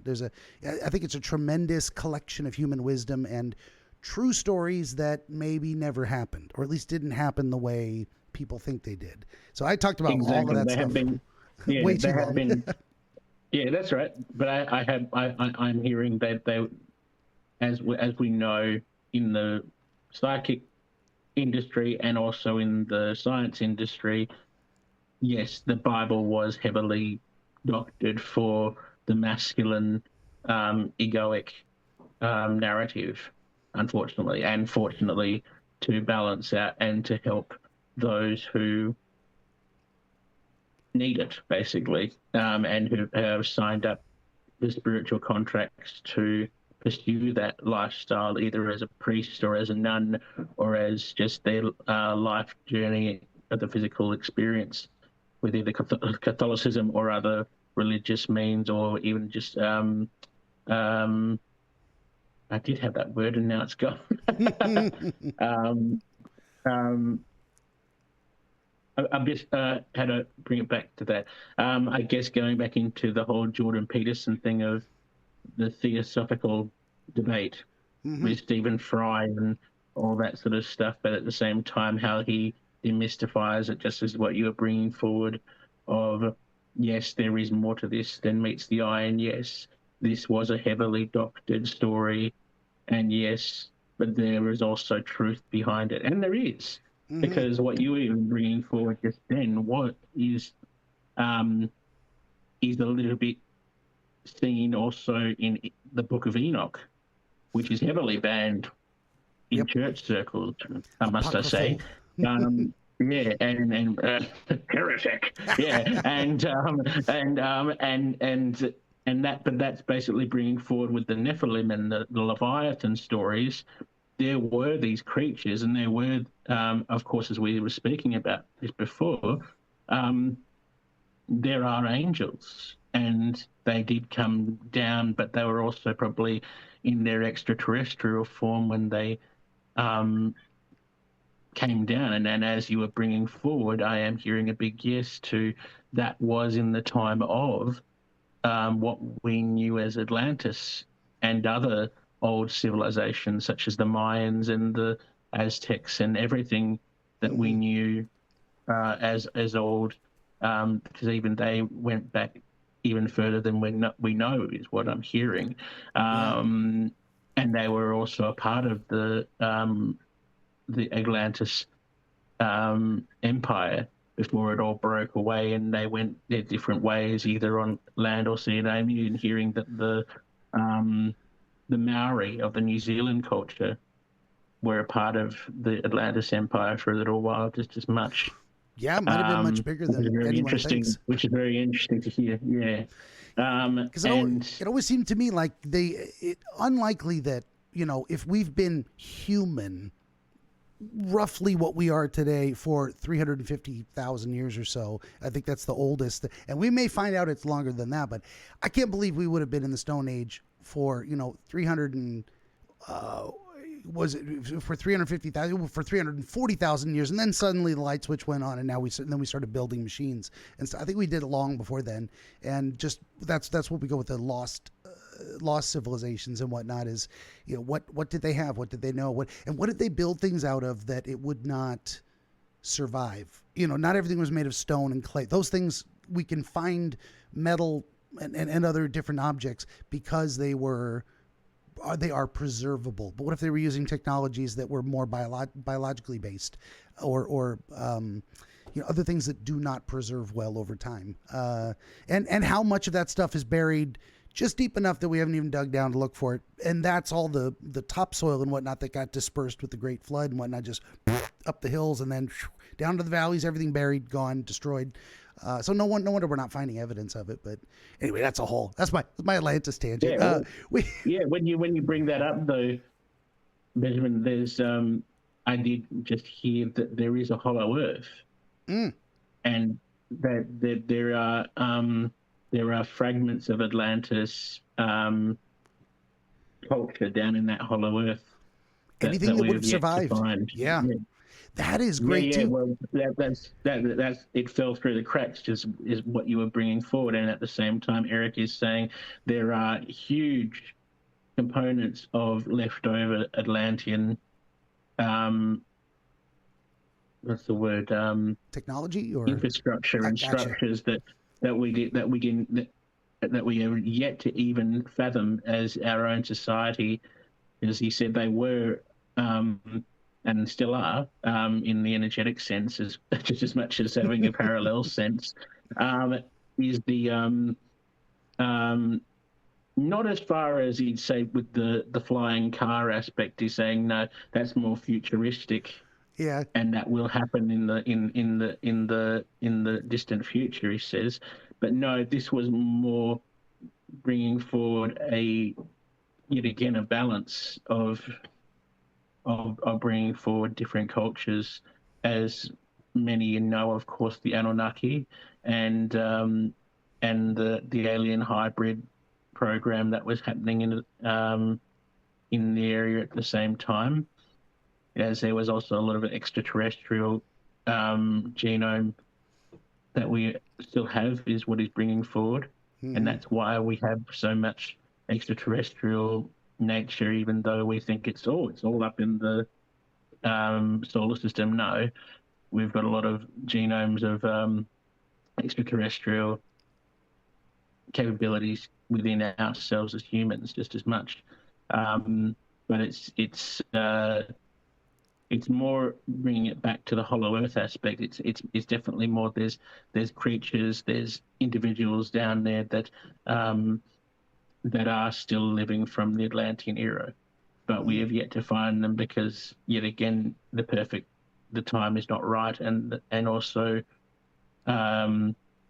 they would seem so native to us that we would just want to eradicate their civilization immediately, because it would cause that much more resistance, because we're not at that level yet of understanding, is what he's bringing forward. To say, hey, this is a discovery. No, it would be no, send in the troops, gun them down now, would be the response, is what he's bringing forward. Yeah. Which is drastic and sad, but he's saying that's where we're still at, unfortunately, as a society. Yeah. Well, just as there are people, so there's like the microcosm thing. So the human race follows similar patterns to a human person, in a way that, you can only do what you know, and you can only have an understanding that has come to you at the right time. And before that, you didn't know it. And after that, now you can deal with it, because now you've had the idea. There's that moment of epiphany for things. And so I think the human race is still pretty young in terms of a lot of where we're going spiritually. That's always made sense to me.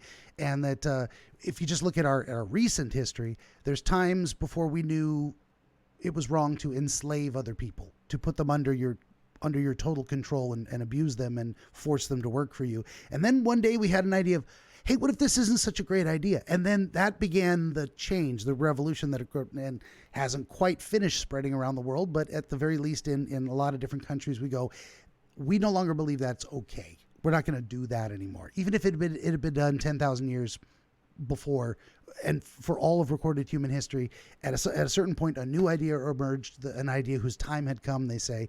And, you can't really judge people before that for not knowing, because no one had ever thought of it before, taken it seriously, or really accepted it and had that idea spread.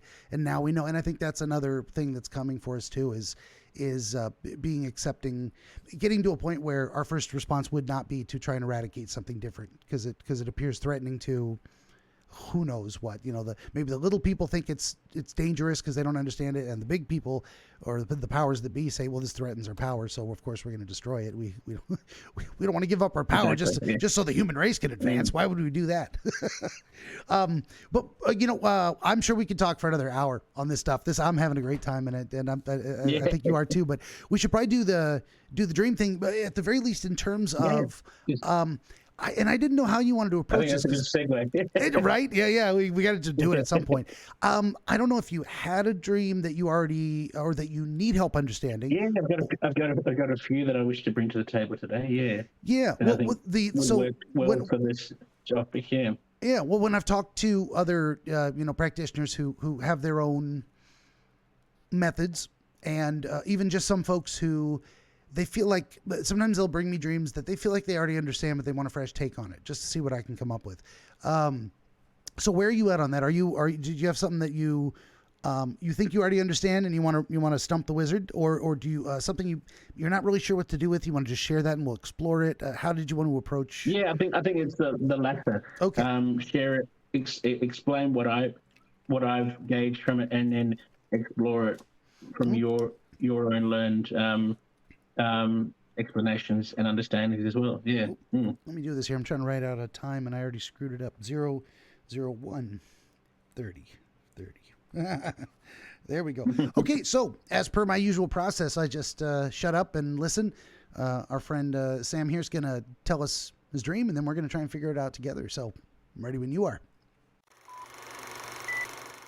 Benjamin the Dream Wizard wants to help you pierce the veil of night and shine the light of understanding upon the mystery of dreams.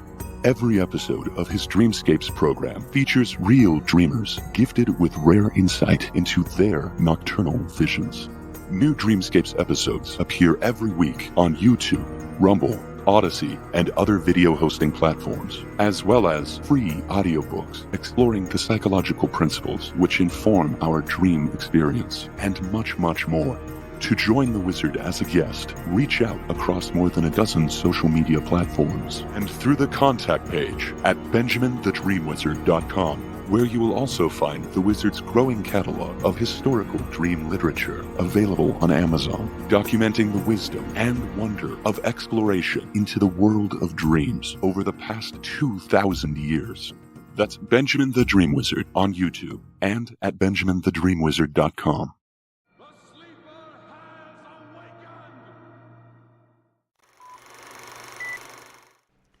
Awesome. Yes, so when I was little in Darwin, yet again, we go back to where I was born, I'd always had this frightening dream and it was repetitive. So this happened more than once. I'd say more than 10 times these figures would step forward, and they were very sort of indigenous, but then I'd learned later through spirit guides that that there was an extraterrestrial component just as much as the native component, and of the Northern Territory land just as much of elements, because they do present themselves in this dream.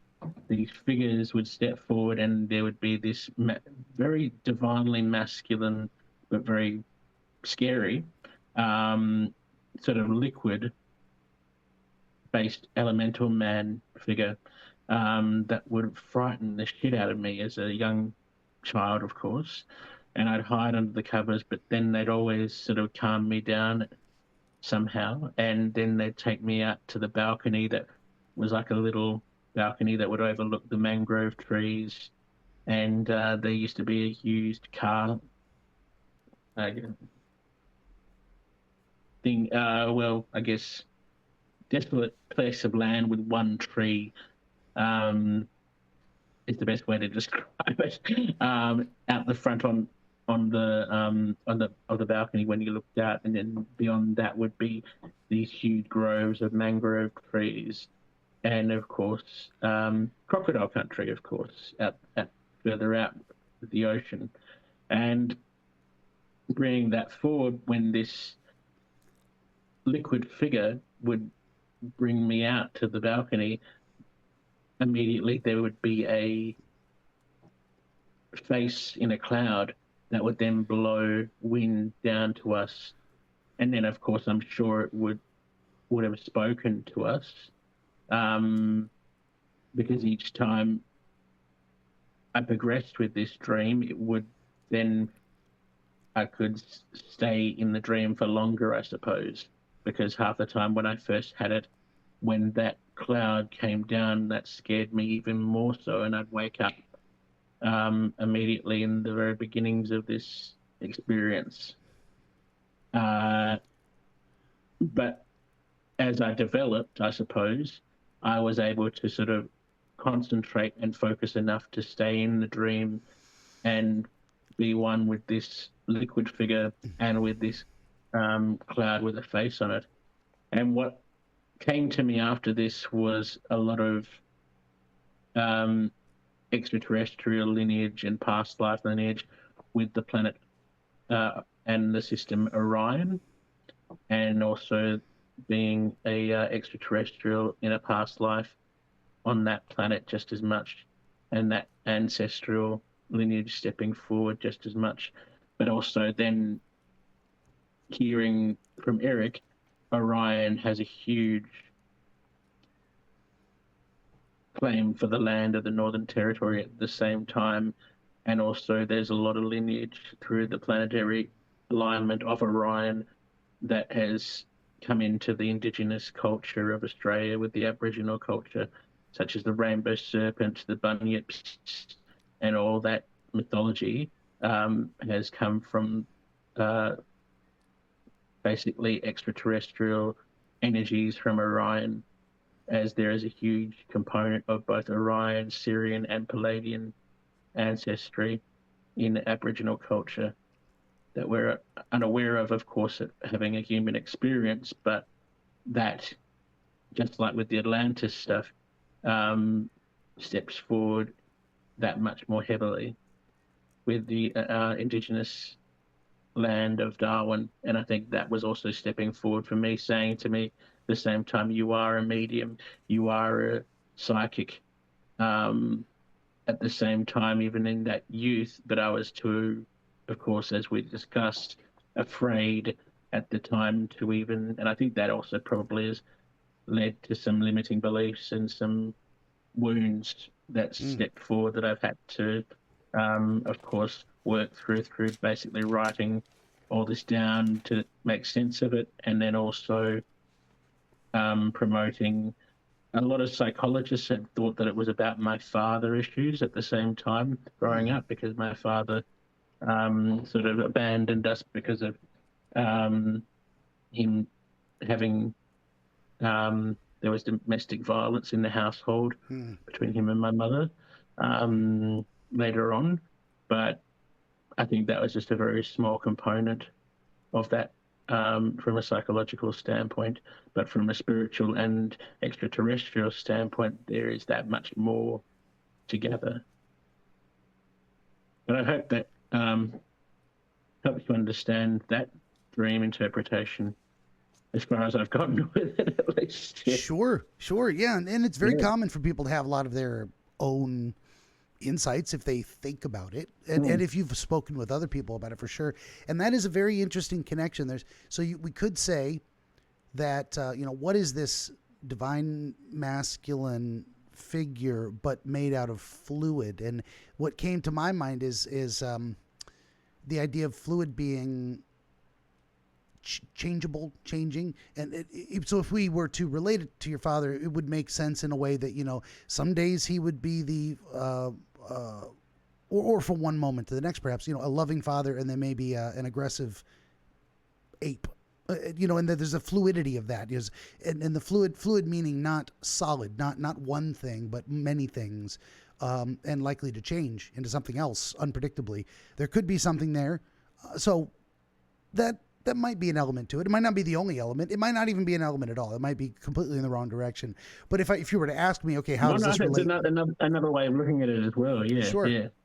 Yeah. But then, so even if we crystallize that as an answer for something, but then why does this thing come to you and take you out to the balcony to show you the world in a way? So if we go with that idea of, another aspect of your father, perhaps was or should be, and it's tough to sort those things out too. Sometimes dreams reflect reality. Sometimes they reflect the alternate reality we would have preferred. Is like, even if my father was a scary, fluid, masculine presence, still he's showing me the world now, either through his behavior, his example, or through, did he, before he took off, how old were you when he was no longer in your life? Well, I think these dreams even happened after he left, so it was quite early on, yeah. I was just wondering how old you were when he left, so we could get an idea of what your perception of him could have been. 2-3 years old, yeah. Okay. Yeah. Yeah, so quite early on, yeah. I mean, that also makes, if we layer on the idea of your sense of who he actually was, what could have been quite fluid as well too. There's something about this elemental fluidity that's important to you. You know, that means maybe your opinion of him hadn't fully taken shape as well. You know, that he's just really he's a scary, masculine, fluid presence. You know, like an elemental, like a thing that is beyond your vastly more powerful than you, but also, you know, you were scared of it, but never did anything aggressive. And I don't know if there was any domestic violence directed towards you. It's actually not. It's not uncommon, but it's not always a 1-to-1 ratio that if the man's beating up his wife, he's also beating up the kids. As they get older, maybe, but very small kids, usually they don't get smacked around too much. So that may not have been part of your experience at all. But no, it wasn't, thankfully. So. Fair enough. Yeah. So even though you were terrified, actually, go ahead. Yeah, I think at the same time we're bringing forward, and I think why the psychologist back in the day brought this forward was, and I'm hearing now, this figure was a past life father figure for me at the same time. And I think that then, in a psychological standpoint, then at the same time, brings forward my father is still a multidimensional being, just as myself, and my mother and everyone around me. Of course, that aspect of the father figure being fluid steps forward, because yes, it was a yet again I use the word an ancestral or a past life father figure that was stepping forward, where my father in this lifetime had a soul contract and a spiritual contract to say, I can't do that for you. So that's what this past life father figure stepped forward to be the intervening essence, to be that guiding fluid light of I can be anything you need me to be, sort of thing, is what you're bringing forward, Benjamin. Yeah. Sure. No, and that too, and I wouldn't smack on right there. Still, maybe so. And on another level, a lot of times I try and get out of, and this is a very funny thing. It's what I do with the mythological stories, as I lovingly say, mythological stories in the Bible, is it doesn't have to be exactly the way it was represented to be meaningful. Maybe it happened, but it didn't happen the way the story is told. And this was another point I was going to make earlier too, and this relates to the dream things. I'm glad it came back. You've got so many stories in the Bible. Now imagine the actual story of Noah could have filled multiple volumes of several books, like telling everything and how it happened. But what came down to them was fragments of the original, so they only had so much to work with, but it was still good material. And then they had to cram it into a Bible in just a few lines of text, because they got 1,000 other stories to tell to get them all into this one book. So I think that's how things get. And I think that's a fantastic analogy for the way dreams work too, is they've got so many interconnected things that it crams it all into this one issue. So this is why I tell people to hold on to these suggestions very loosely. So you brought to the table a past discussion that makes a lot of sense. It could have been literally your father. It could have also been this figure, this elemental, a representation of your connection to your representation of your relationship with the divine masculine itself. And all you had to go on was your father's example so far, but you knew that wasn't complete. Some part of you maybe knew that wasn't complete. So maybe this figure isn't actually your father, but it's the concept of a father, of or as you were saying, historical or familial past life, and all of that stuff can be in there too. So sometimes we pick a person who represents a thing, and it's not about the person, it's about the thing, but we understand the thing through the person. So that's kind of where I'm going with that. So the figure may not have been actually your father, but the concept of a father, the concept of the divine masculine itself. I don't think the psychologist hit it right on the board, but she did hit it right on the nail and the head for the that it was a father figure of sorts. What that more actually leaning means in that direction is up to interpretation. And the thing is It definitely wasn't female, so we're not talking about that. So I like to do counterfactuals. What are we not talking about here? How do we? Of course, yeah. I think the wheat from the chaff on this stuff too. Face in the face in the cloud definitely felt more divine feminine. Fair enough. Yeah, we hadn't even gotten there yet. Yeah. In the wind. Yeah. Yep. It's just so fascinating. So you're in your bedroom and you're able to hide under the covers, so to speak, to avoid this thing. It's like, this is the dream experience you're having. It felt very it always felt very visceral. It always felt very real. None of it felt like a dream. And like I said, it kept happening. They almost never do, in right? the same house. That's a crazy thing, isn't it? They almost never do feel like dreams. That's the weirdest thing about dreams is how, no matter how bizarre it is, we almost never go, oh, this is wrong. This doesn't happen in reality. It's like, no, this is reality. Whatever it is. I'm on a spaceship. I'm under the ocean. I'm a fish. We don't. Well, you are. We don't. Two fish. Yes. That's another reason the yin yang is always. Anyway, been special to me. I got my own personal reasons. So yeah, and then there's what is not happening here. So as I was saying, it was not a female elemental. It's definitely male, masculine, or whatever. You were to put it in perspective. The male was the liquid one that would come to me at my bed. The female would be the cloud. I always felt more feminine, even though it sort of had a mixture between androgynous, like somewhat like half the time what archangels look like when you meet them in the mediumship sort of form when you're talking to them.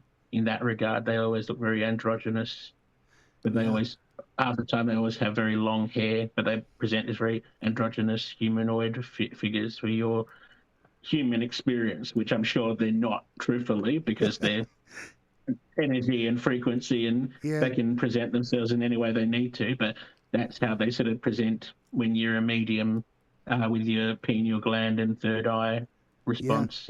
Anyway, that's a tangent for another. No, that's okay. And then, to explain my a little bit of my perspective too, is there's this idea we have, and it comes to us through media, through storytelling and literature and graphic representations that of a human-looking figure with wings, and they're very tall and pale, perhaps, and a white robe. And I don't know that any of that is. I mean, we reach for ways to describe something that is indescribable, and we end up with things that aren't even close, but kind of get the idea across.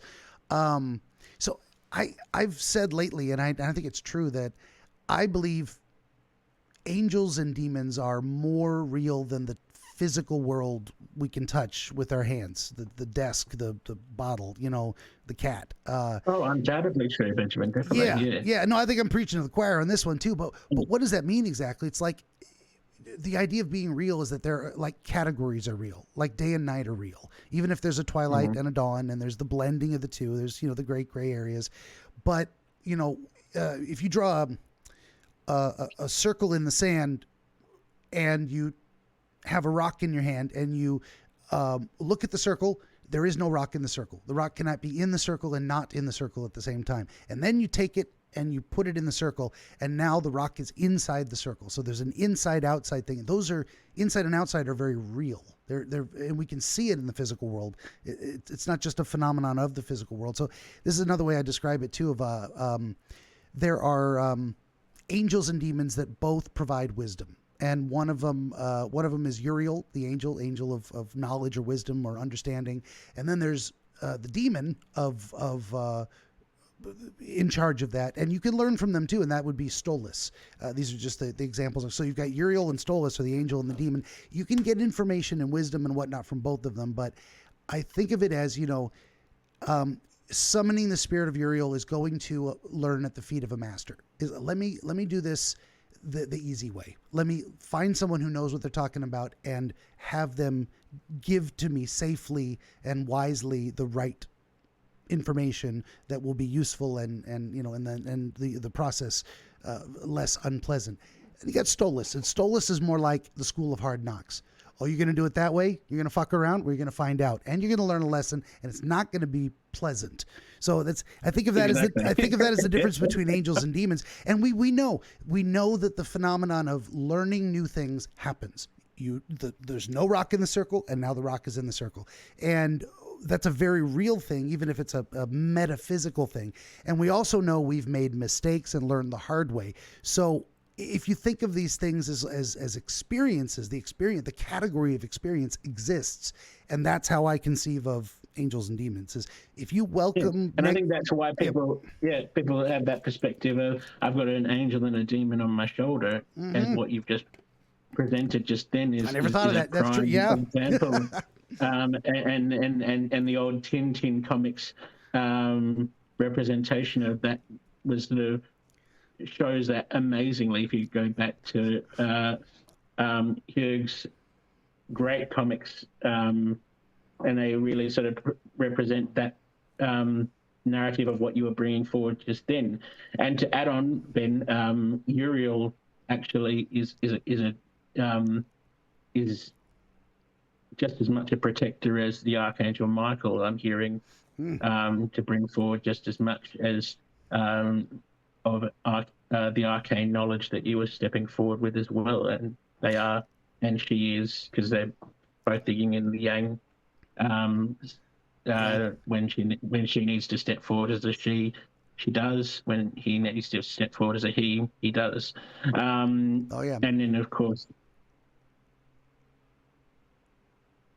You see something? Pardon me, I just saw a ghost at your door. Possibly. I know the wind. The wind's blowing the curtains, but still. Well, that they do that. That's for sure. They grab your attention. Well, there you go. Well, we were just getting to the wind blowing out on the balcony too. So. Exactly, and before we go on to just add one more thing with Uriel, there's also the unconditional loving aspect of Muriel. If you remember Muriel from Muriel's Wedding, I guess is that movie, a very famous Australian movie. I might not have seen that one. Get a little bit of international exposure back in the day, but there is also she is connected to Uriel heavily, is what I've discovered. Of course, Uriel. And of course, she represents myrrh, and so if you're smelling that essence of myrrh, Muriel's definitely around. Or if you see the color pink in the atmosphere, or in photographs, or in she also works with newborns a lot as well, of course, being associated with myrrh, and also probably she was there when Christ was born, I'm hearing, at the same time. Hence the myrrh, offerings of myrrh at the same time in the story was obviously true. And her spiritual essence of being associated with pink and helping both the masculine and the feminine evolve in the earthly physical realm. Anyway, but mostly Muriel is there for when you're feeling down. And I guess if you're having those suicidal thoughts, definitely call on Muriel, because she can then help to sort of rebalance you in that regard. And she's helped me in that way already as a healer, and as needing to overcome my own thoughts in that regard in the past as well. Definitely. Yeah, so I'm very thankful for Uriel and Muriel protecting me in that regard. So I'm very thankful also that you brought the Uriel up, and also their demonic, lesson giving, should we say, balance. Yeah, for sure. So I never that's really interesting. Looked into that before. I was going to say, it's interesting that you mentioned that protective, Uriel being also a protective force, is like if you're giving someone information, it's generally, if you are the spirit of giving information in that sense, it's always going to be for the purpose of making them, for lack of a better term, better, stronger, faster, having them having them receive the benefit of it for their own sake. And the more demonic energy seems to be there to laugh at you. They're like, oh, you're going to learn. I'm going to help you, but it's going to be amusing for me, but not for you. And they draw pleasure from the pain in the way that the other person, the other force, the positive spiritual energy is trying to help you. Maybe don't learn the hard way. Maybe you don't have to suffer to get this knowledge. Not in that way. Not that badly. Come back. They would say, come back to the light. Yes, exactly. You can see the light at the end of the tunnel. Yeah, let me help you sort of push you back that way instead of staying in this dark area, even though it's still useful. Yeah. Okay, so regarding your dream, before I forget, we're just, both of us both trust our tangents so much we just go off that's on great, it. No, it's fine. I'm I've digging been in it. so many areas where people have just got, oh no, let's get back to this. No, let's get back to this. Don't go back onto your tangent. Unfortunately, I'm running out of time, so I want to give you a good thing before we go. So great, I'm trying to stay focused. We're staying focused now. Well, this is what I was going to ask you. Divine feminine. Yeah. Yeah. Well, was the idea of was the dream representation of your room actually your room, and was there a balcony outside your room for real? Yes. Yep. In real life. That's what I mean. It was so lucid that everything felt real. And then also the idea that there was a rather empty landscape with one little tree, and then beyond that the banyans, and that was also when you stepped out there at nighttime or even in daytime, everything was so real. Nothing looked out of place. Nothing looked woo-woo, nothing. Well, I guess the cloud and the liquid man was woo-woo, but everything around me just looked like reality. Okay. Even for a young child, it looked. Well, I remember that tree, and I remember all this dirt, and I remember the old run-down car that was rusted, and you could see even in the darkness to a degree at the same time because it was one of those old 1950s mobiles sort of things. Yeah. Gotcha. Okay. Yeah, so it was, well, that's part of what got me onto the when I was starting to say I like to do counterfactuals. Like, here's what's not happening. So what is not happening is you were not in an alternate space. This one was no. Well, I guess to some degree you always are, but in a dream. But no, but I mean, you weren't so real and visceral. You weren't suddenly on the deck of an aircraft carrier at sea. It wasn't that different. No. You were very much in, and what it was is you were also looking at your surroundings without embellishing them. It's like it was actually. That's why I needed to clarify. You didn't add a balcony that wasn't there. You didn't add the clearing with the tree and the car and the field of trees behind that. This was all as it was. So there was something about. Okay, there's a couple ways to look at that. One is you might have been so small that you just didn't have much of an imagination. You hadn't seen enough of the world to imagine something different than the way it actually was. That's possible. But the other angle is that it's meaningful that it's happening in your present environment and not somewhere else that's imaginary. I tend to lean in that direction, except the fact that so I'm a little split on that one because you were so young. So there's just that, it's just hard to shake that possibility. So we may not be able to tease those apart just because it's hard to know for sure. And I don't know that talking it out is going to get us an answer to that question. No, and I don't think with this one, I think it will come over time, and it already has. Like, I didn't even know about the extraterrestrial Orion and other aspects and connections to it until recently. So I always just thought that it was a scary nightmare for my life. Well, and that's as you, and it's interesting also that it progressed as you, so what I've found out is that if you're having reoccurring dreams and we talk about it and we hit some meaningful or important point that gives new insight, and it's genuine, and it's not just, that's how I know this stuff is real, is that if it's not genuine, nothing changes. If it is genuine, 9 times out of 10, either the dreams stop because you don't need them anymore. We figured it out. We solved the mystery. Or the dreams change because you're able to move forward with that new insight. You're able to see a new portion of the dream. So this is what I think might have been happening with you, is it came back when you needed it to, and you were able to move forward a little bit more each time, because each time you'd spent sufficient time thinking about the last time that it gave you enough understanding to say, okay, what's next? Let's see where this goes. So initially you were just scared in your room, and then eventually you were able to trust or feel comfortable enough to get out of bed and join the elemental on the balcony. Like that didn't happen the first time, but it did eventually. Oh, goodness, no, yeah. First, you would hide from me, like I'm not ready for this, and then you're like, well, I'm scared, but I'm not in danger. I finally realized that there's plenty to be scared of, but I think I can handle this. And then you get out, and now you've got, and again, you set this in your room. You didn't set it in your garage. You didn't set it out in the forest. I mean, so there's something very close to home about this type of thing. And you, moving further and further, like a radius, moving further and further from the center out into the world. And there's kind of there's psychological principles that go along with that too, of like a child needs to feel a secure attachment, then usually to the mother, a secure attachment to the mother, and then cues from the mother that the immediate environment is safe, and then they can start moving away, like physically, literally moving from holding onto the apron strings to, well, I'm going to go under the table. And now maybe I'm going to go stand by the door. And now maybe I'll be in the backyard. But each new step is, you have to get the, in the most classic sense, mother's approval that, I'm here.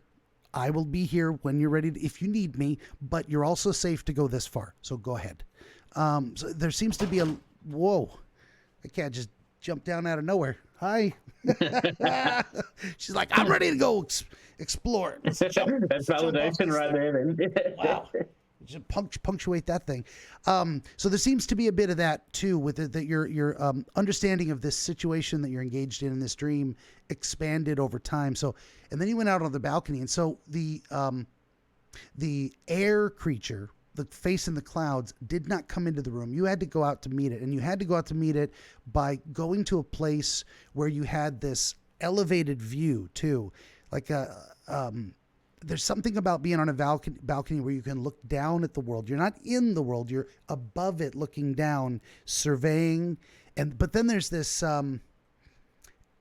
another elemental force. You've got water elemental, and now you've got an air elemental blowing towards you. So you've gone out to experience the world, and now part of the world is also rushing to meet you in the form of this, the wind. So I'm going to stop there for 2 seconds and just say, is any of that resonating on some level? It does. And yet again, bringing forward that I am an Aquarius and an air sign, and also my moon sign is Pisces yet again for the water and the air. Mm-hmm. So both combine quite effectively, but of course, yet again, there is more insight to be found within it. This is what you were bringing forward of my father even bringing forward that same analogy in a condescending way, of course, though, but in still a lesson way for me, I feel, but a condescending way for my mother of he needs to let go of your apron strings. And even though I have understood that it was still designed as a condescending way of promoting the lesson, and I guess I've never truthfully accepted that lesson because it was presented in such a fear-based, condescending way. Yeah, but it's interesting that you even bring that analogy forward today. Yeah, very, very interesting. And that's can be a tough thing to accept too, because we can, again, leaning a little more heavily on the psychological side of things, is we can be pretty resentful of people that hurt us, and rightly so. This, we shouldn't be necessarily appreciative. Like I said, it's still a lesson to be learned from. That's what I'm saying. Is like you may still actually get something valuable out of a very bad situation where someone hurt you and maybe even did it intentionally for a laugh. That kind of malicious energy, and then you can even go, still, I got something out of that. There was something to be learned, and actually, that's a lot of the healing process is.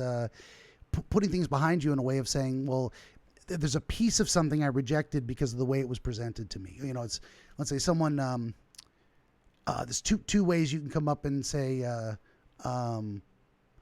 someone's about to pull out of a parking lot and they've left their purse on the top of the car or whatever. And you can say to them, hey, excuse me, ma'am, sorry to bother you. Your purse is on top of the car. I just wanted to let you know. And it's and then someone can say, hey, dumbass, your purse is on the car. Get that shit off there. God, what are you, an idiot? Not a very nice way to say it. And maybe they enjoy being a jerk, but you can still take the lesson and do something beneficial. Don't lose your purse, that kind of thing.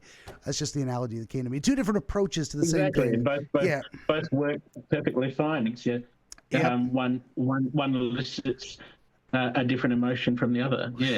One is like, could you just not be a jerk about it? Because you do. How? I guess you have to. Some people are that's just their natural personality, and I don't know. I get a kick out of some of those people sometimes. They're just like they sound mean and but they're like it's like the mismatch of the demeanor and the message or demeanor in the benefit they're offering at the same time.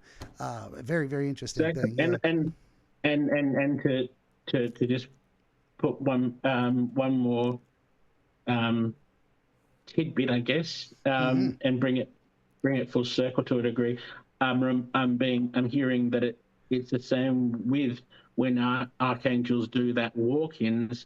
They could actually be contracting or have had that contract to be that asshole, to teach that person that lesson that they need to learn through it. And because it's such a high vibration that I'm hearing from Eric, it can irritate our senses enough to cause that emotion of, well, F you too sort of response, or I don't want to learn this lesson even though it's being delivered from such a high vibrational place with this archangel walk-in.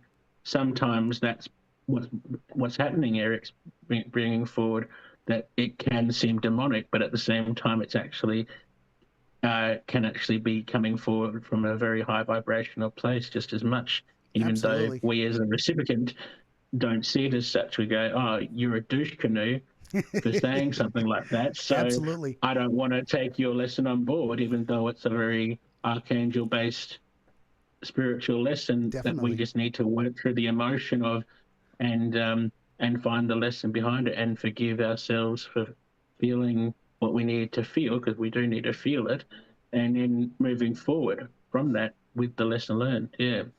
Oh yeah, no, that brings two things to mind along those metaphorical lines, if nothing else. What popped into my head was two things. One was the monkey Rafiki from The Lion King, and how he taught a lesson by hitting Simba on the top of the head. And you would think hitting someone in the head with a stick, not a very nice thing to do, but he didn't do it too hard. He did it enough to get his attention and to pass along that lesson of, how to let go of pain and what it means when it happens. The second thing, and I think in the same vein, some of the same spirit energy or whatever, we can't forget what the Archangel Michael was also sent with a flaming sword to be a destroyer. Isn't he the one that now maybe I got my stories crossed up, but he either destroyed a city or he was the one responsible for killing all the Egyptian firstborn during the Exodus story. I don't remember. So sometimes an angel, the ultimate representation of good, like pure good, can also come in and do something destructive. And that's I don't think I put enough thought into it to say for sure, but it reminds me of situations where you had to have your life implode, or some project or goal you were working towards completely fail, have it destroyed in order to move on and start something else.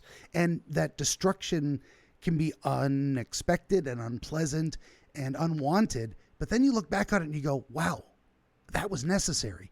And so sometimes an angel can come in as a destroyer, but in a good way. And that's very, it's what am I trying to say? It's hard to know for sure. I mean, was that I guess without the analogy that retrospect? I guess the analogy is the old analogy is when one door closes, another door opens. I guess is what you're trying to bring forward. Yeah. And then some people get really stuck on, damn it, I want this door open. It's not coming open. It will never open again. And that's what you got to let go. You got to let go of that desire to get the door open, because it's not happening. Now, how to know for sure that it's not happening?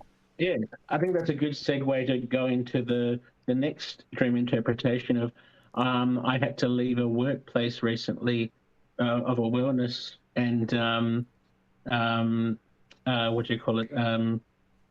Chinese medicine place where I was doing Reiki and mediumship readings for people. And I found that the owner was and those around me were gossiping about me and also causing for perspective here that there was a lot of uh, backhand stuff going on, and also a huge what's the best way to describe it? A huge lack of financial stability coming from the owner herself, and so, and then also she had a lot of feminine wounds from the divine masculine that had taught her lessons in the past that she had still yet to overcome the emotions of and see the lesson from. And so, dare I say, a lot of men that step forward, including myself, I feel, were in that same vein as her ex, as is always the case for a lot of people experiencing that lesson, unfortunately, and fortunately, when they learn the lesson that step forward for them. But at the same time, I had this dream of, and it was awful, but at the same time, it helped me bring forward, you can't change the past. And sometimes you have to experience this toxic past to move forward with the lesson of what are your boundaries, what are your communication skills going to develop, and what seeing red flags in and not making excuses for them in your foreseeable future. And so when I was in this dream, I yet again, like with the other one, I was in the shop, and then immediately I was presented with this child with red hair, which had the owner had red hair, to put it in perspective, and it basically, I immediately felt the energy that this was her inner child, which going into both clinical psychology and woo-woo stuff, we have to help fix our inner child to. You good? Oh yeah. I'm a smoker, so I cough all the time. That's right. Yeah. Move forward, and reparenting is key, basically, for a lot of our development and journey in this physical experience. And so when I stepped forward in this dream, it almost felt like I was seeing her through my third eye, because I could only see her through one eye. And at the end of the day, she was telling me everything that was wrong with me, and then kept asking me, why are you here? Why are you here? Why are you here? And then immediately I got this sort of tunnel vision where I could see her as the inner child sitting on a chair, asking me that question again and again, why are you here? And then immediately I just got this sort of gassy feeling around me, and this intoxicated feeling of feeling poisoned. And then immediately I felt like I was about to shoot out all my organs, my heart, my appendix, everything, any organ you can think of. It felt like I was about to release through my rectum, and it was the most amazingly poisonous feeling I've ever felt. And then thankfully I felt like I was yanked out of that dream quite quickly afterwards before it got worse. But the main takeaway, of course, was don't return to where you don't belong. Don't return to the toxic past. Absolutely. No, I think that's yeah. And I think that's a great example of a dream for anyone, really, that wishes to return to a toxic ex or a toxic workplace that they still feel shame or guilt about leaving. Because I know in myself I was feeling shame and guilt and grief about leaving it because there was people there who I missed as fellow practitioners, knowing that my name would be tarnished by this owner for her own ends, and just having to be okay with that and let go in that regard. And still, well, based on the symbolism and the way you describe it, I think you nailed that one right on the head. I think there's probably no better way to understand it, and that's really good too. I mean, it's and also we've got different relevant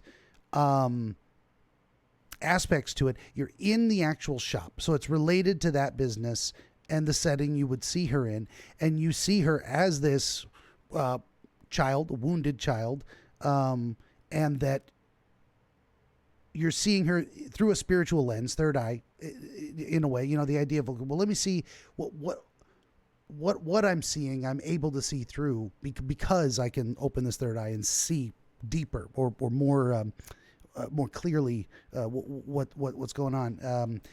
And that what she's asking you is, you know, why are you here? And that's probably in some ways your own question to yourself. Why am I sticking around this place? But more than anything, it's like you could also see her inner child asking that question, maybe plaintively, of like, why haven't I driven you away yet? That's, you know, or maybe as you say, wounds, you know, and she's got what do we say, people reenact their trauma because it's comfortable to them. That's what they know. That's why they keep getting in bad relationships over and over again. So, you know, there's just two ways to look at that. One is you're putting in her mouth this question for yourself of like, why are you putting up with this? Why haven't you left yet? But also maybe you felt that compassion for her of like, she's trying to recreate past trauma by driving you away, and she's genuinely confused. Why haven't you abandoned me also? Because that's what I've been trying to get you to do.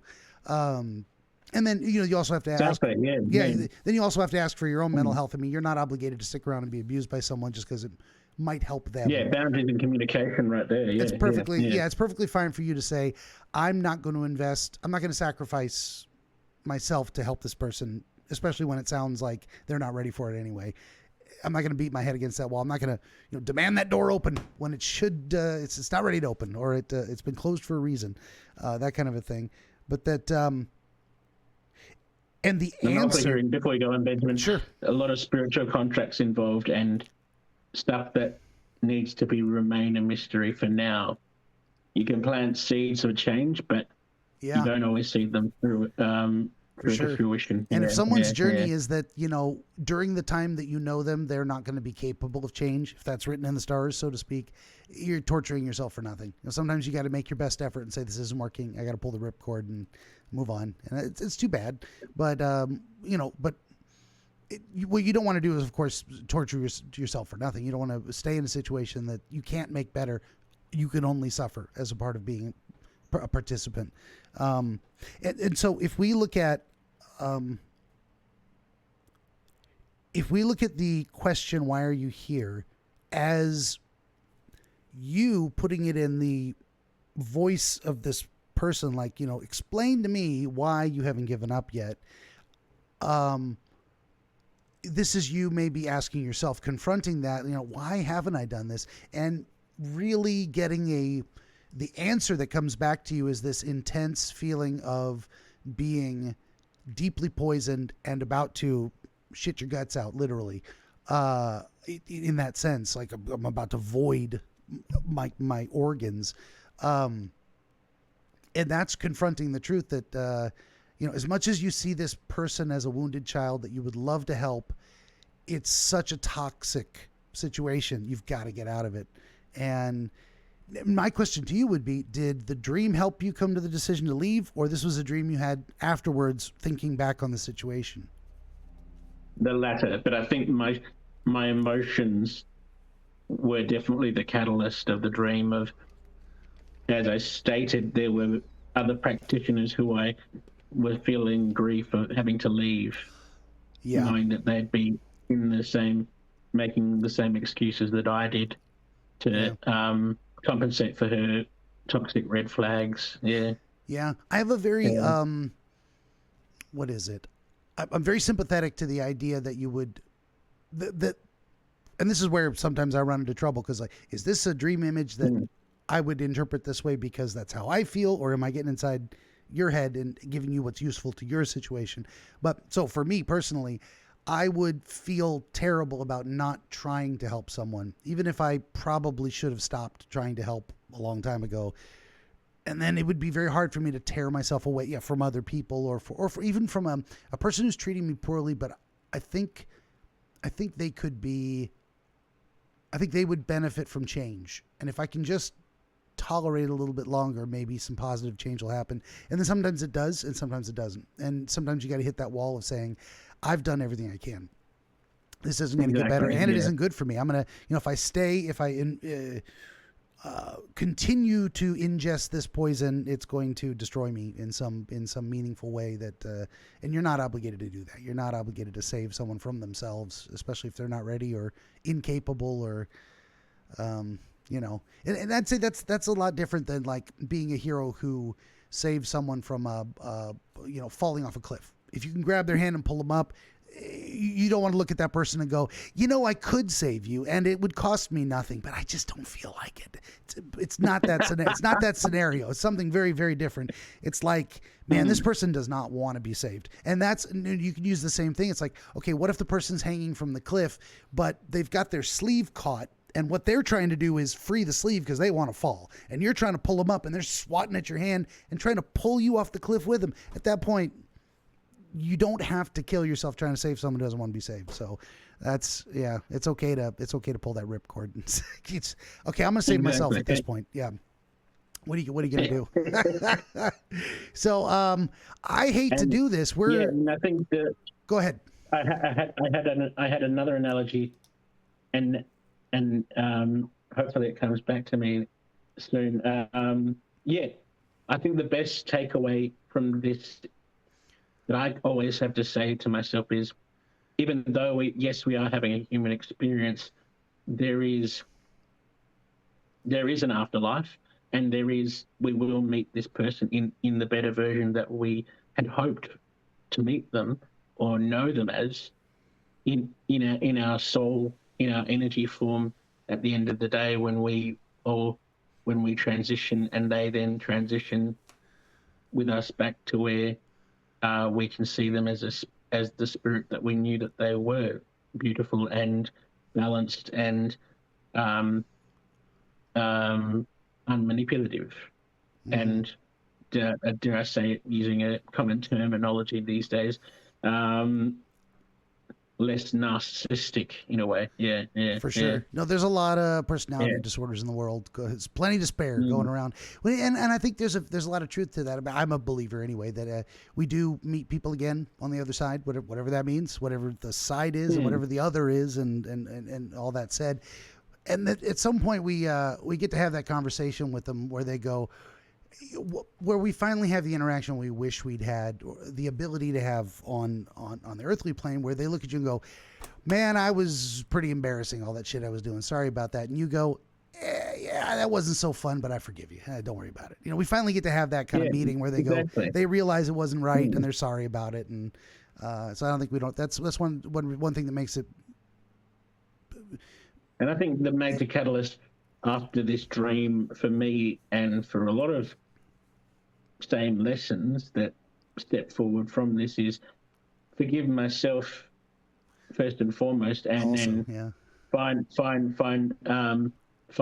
the capacity to forgive them, knowing that dare I say it, half the time I have more time for the dead half the time, I guess because I speak to them more, than I do for the living half the time, because there's just so much bullshit that we're all going through on this physical, denser plane that I really don't want to be a part of it as much as I used to be. But at the same time, we're still in that playground. But at the same time, I am grateful that I have learned how to forgive through those lessons, and I guess even through those dreams, as the one I just described, to bring forward that forgiveness of what the dead already forgive you for. If you had given credence to any spiritual contracts or lessons. And I guess the best one stepping forward for me was with my mother and I used to live in Queensland just shortly, and we had a neighbour who was a complete arsehole. And recently he perished in a fire, which was like a sort of cleanse of fire caused by a spark plug in his house. But I kept hearing it was a fiery cleanse after all the emotion that went on there for him. And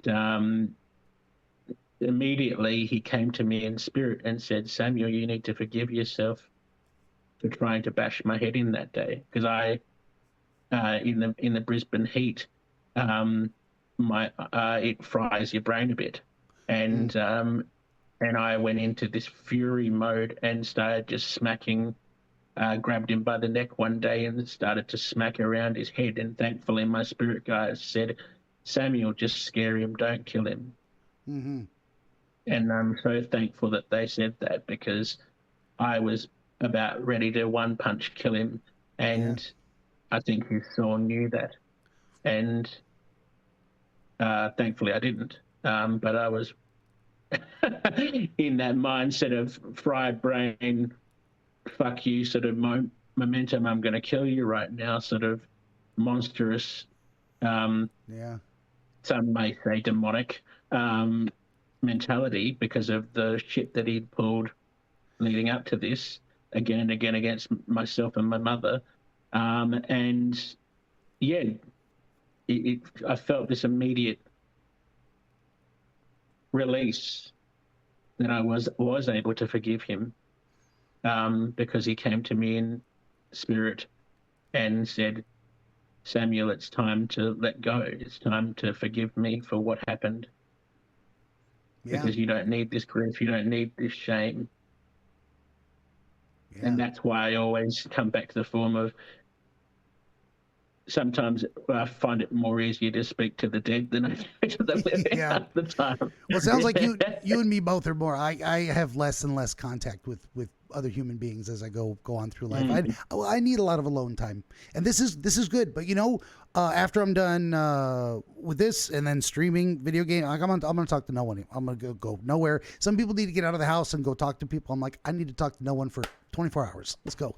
And then my wife knows too. We're very similar in that way of we both need a lot of alone time. And sometimes it's just where you are in life. So I hate to do this, but I'm about, speaking of video games, I gotta post links to the stream and get that all set up in the next hour or so. Thank you for your time. I wish I had a little more time for you, because like I said, we talked for like an hour and a half before we got to the dream thing, and that's still.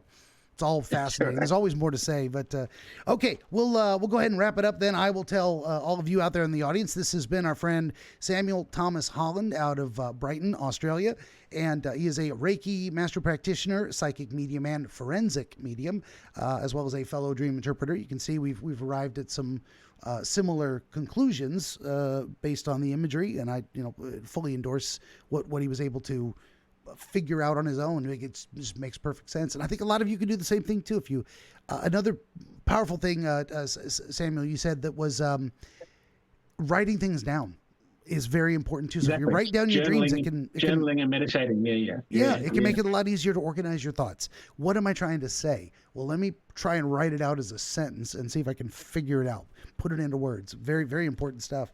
Of course, if you want to reach out to him, the email is info.reflectionreiki@gmail.com. That link will be in the description below. For my part, would you kindly like, share, and subscribe? Tell your friends. Always need more volunteer dreamers. I do video game streams Monday through Friday, 5 p.m. to 8 p.m. Pacific, most nights of the week. This episode brought to you in part by ABC Book 7, Tyrion's Dreams and Visions. Of course, all this and more at BenjaminTheDreamWizard.com. You want to scroll down to the books tab, find the volume you wish to purchase, follow the Amazon link, and you're good to go.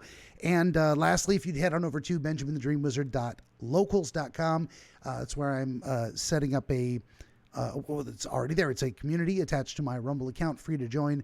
One of the best ways to get in contact with me. And that is enough of that.